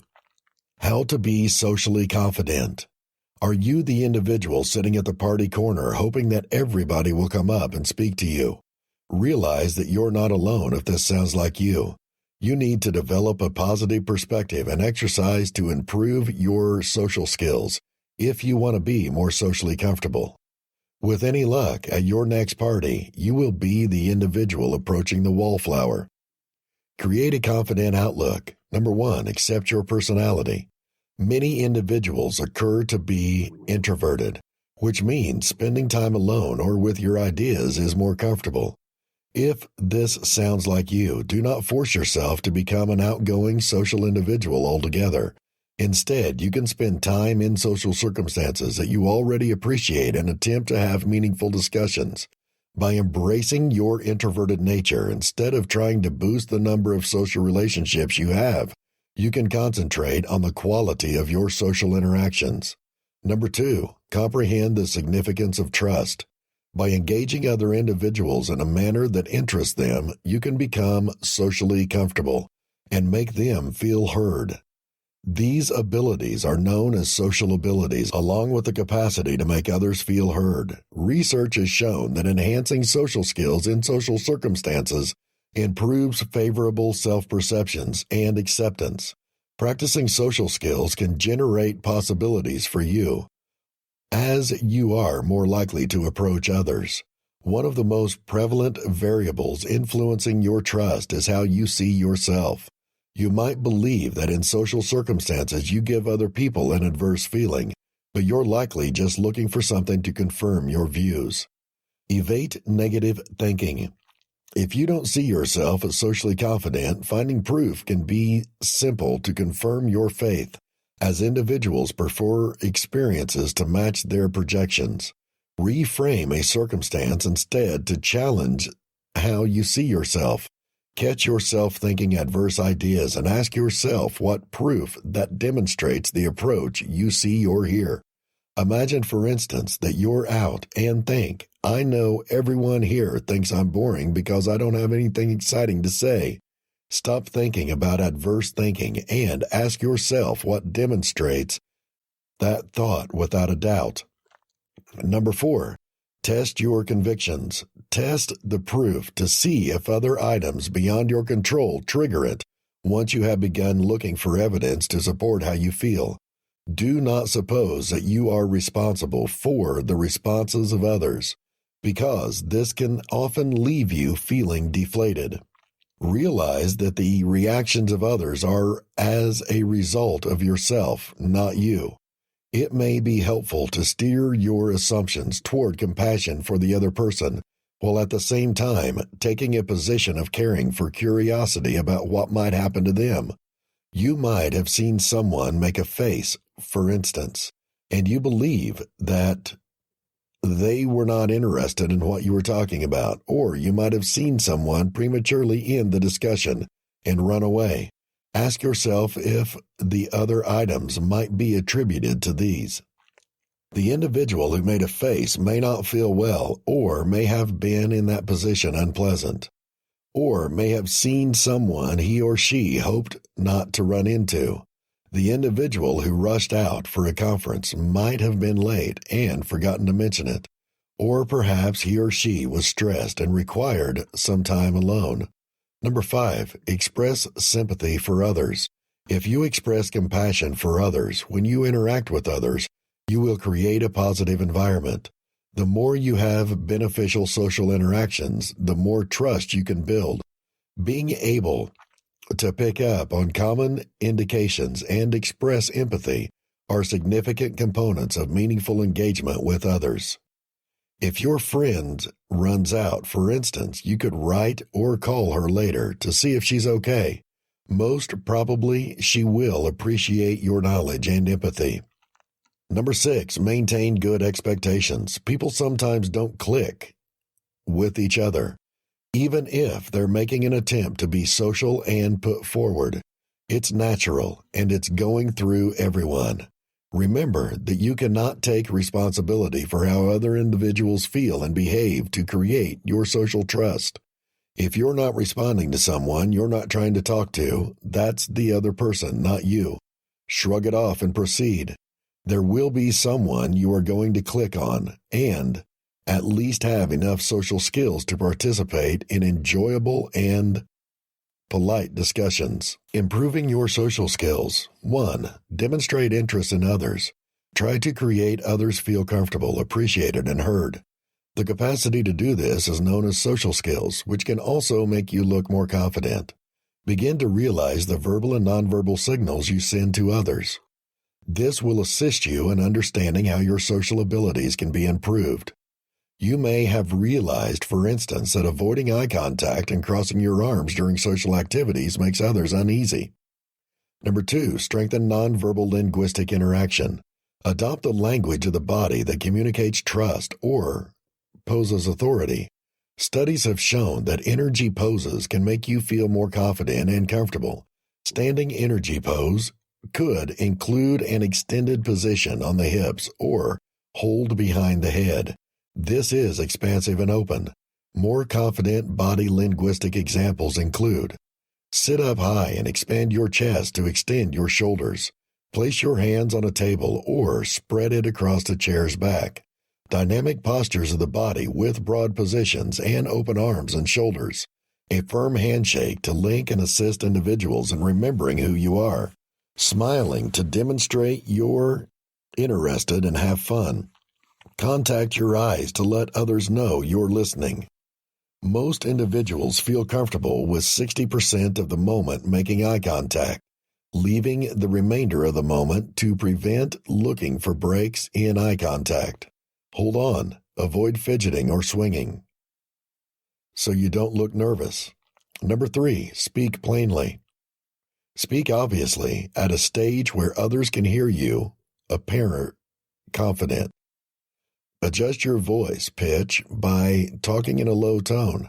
Studies indicate that raising your sound in the center before returning to a low tone can depict trust, assertiveness, and you are not asking for permission. Learning to modify your verbal communication in this manner can make your social environments appear more comfortable and confident. People also have a higher chance of understanding your significance. Mumbling is hard to hear, making others think you don't want to be involved in the discussion or you're not interested in it. Number 4, speak at an appropriate speed. Make sure that the pace you're talking to is slow enough for others to comprehend you. Sometimes you may start speeding up what you're saying if you're nervous. This makes hearing and understanding your message hard for others. To make sure your speaking speed is average, attempt to breathe continuously throughout your tale at periodic intervals. If you notice speeding up or talking too quickly to start, take a break and breathe before you continue. Number 5, be a good listener. Focus on what the other individual is stating and attempt to imagine what the individual is describing. This can make you more empathetic and assist you in finding a suitable and meaningful answer to maintain the discussion going. Letting the other person speak may remind you that you don't have to bear the conversation burden on your own. It is also indicates to other individuals that you respect their views and care for them, which will offer you better social feedback, assisting your self-confidence. It's tempting if you're anxious to pay more attention to yourself, how nervous you are, and how you're going to react. But this can make others feel like you don't care about hearing what they've got to say. Avoid the urge to interrupt, which, if you're nervous, you might feel like doing. Instead, if the other individual finishes talking, pause and save it. Confidence building. 1. Put yourself in social circumstances. It is a significant chance to practice trust in social situations. Over time, you'll enhance and develop the social skills that can assist you in gaining confidence. You will also often feel more comfortable in social circumstances, which can decrease your anxiety over time. Try to put yourself in distinct social situations and challenge yourself to begin talking to others. Just say hello, introduce yourself, or comment on a friend, your workplace, or setting. For instance, you could say, "Hi, this is a great party place. Do you try any of the food?" Number 2, play roles to assist you to practice social skills. Ask a trusted friend or family member. Your friend would pretend to be someone at a case, and you'd exercise introducing yourself, confidently standing up and talking, and then finishing the discussion. This is an excellent way to apply a couple of introductions and endings of the debate. For instance, an introduction might be, "Hi, I'm Jason, Jeff's friend," and then a list of subjects with which you could begin a discussion. Some concepts include friends with each other, how individuals know or meet each other, or ask others about themselves, such as what hobbies they have in their career. It can be easy to end the discussion as, "Okay, it was good to see you, and I hope to run into you again." Number 3, ask a friend to go with you to a social case to meet friends. Meeting a friend's friends is an excellent way to exercise social abilities without having to approach a stranger and introduce yourself to him. Your colleague should introduce you, and when you feel prepared, you can join the discussion. Your friend might say, for instance, "Greg, this is my friend Carol. We went together to the university." You can then let the debate go on or jump in and speak to each other. Number 4, in new environments, socialize. Once you have started feeling more confident, branch out and go to places you don't know anybody. Try to go to locations or activities where meeting lots of fresh individuals is not the focus. Look for an impressive tiny group or event. You will thus have a better chance of communicating with a small number of people. It can also stop you from feeling overwhelmed. For instance, if you enjoy climbing a rock, you could go to rock climbing gym and have a chat with others who enjoy climbing rocks. You have a built-in start of the discussion this way. You could speak about your equipment, methods, journeys, etc. This has been The Power of Self-Discipline and Self-Esteem Affirmations. How good habits can help you attract success, increase your confidence, and improve self-esteem. Yourself with Motivational Affirmations. Written by Margareth Regens. Narrated by DMS.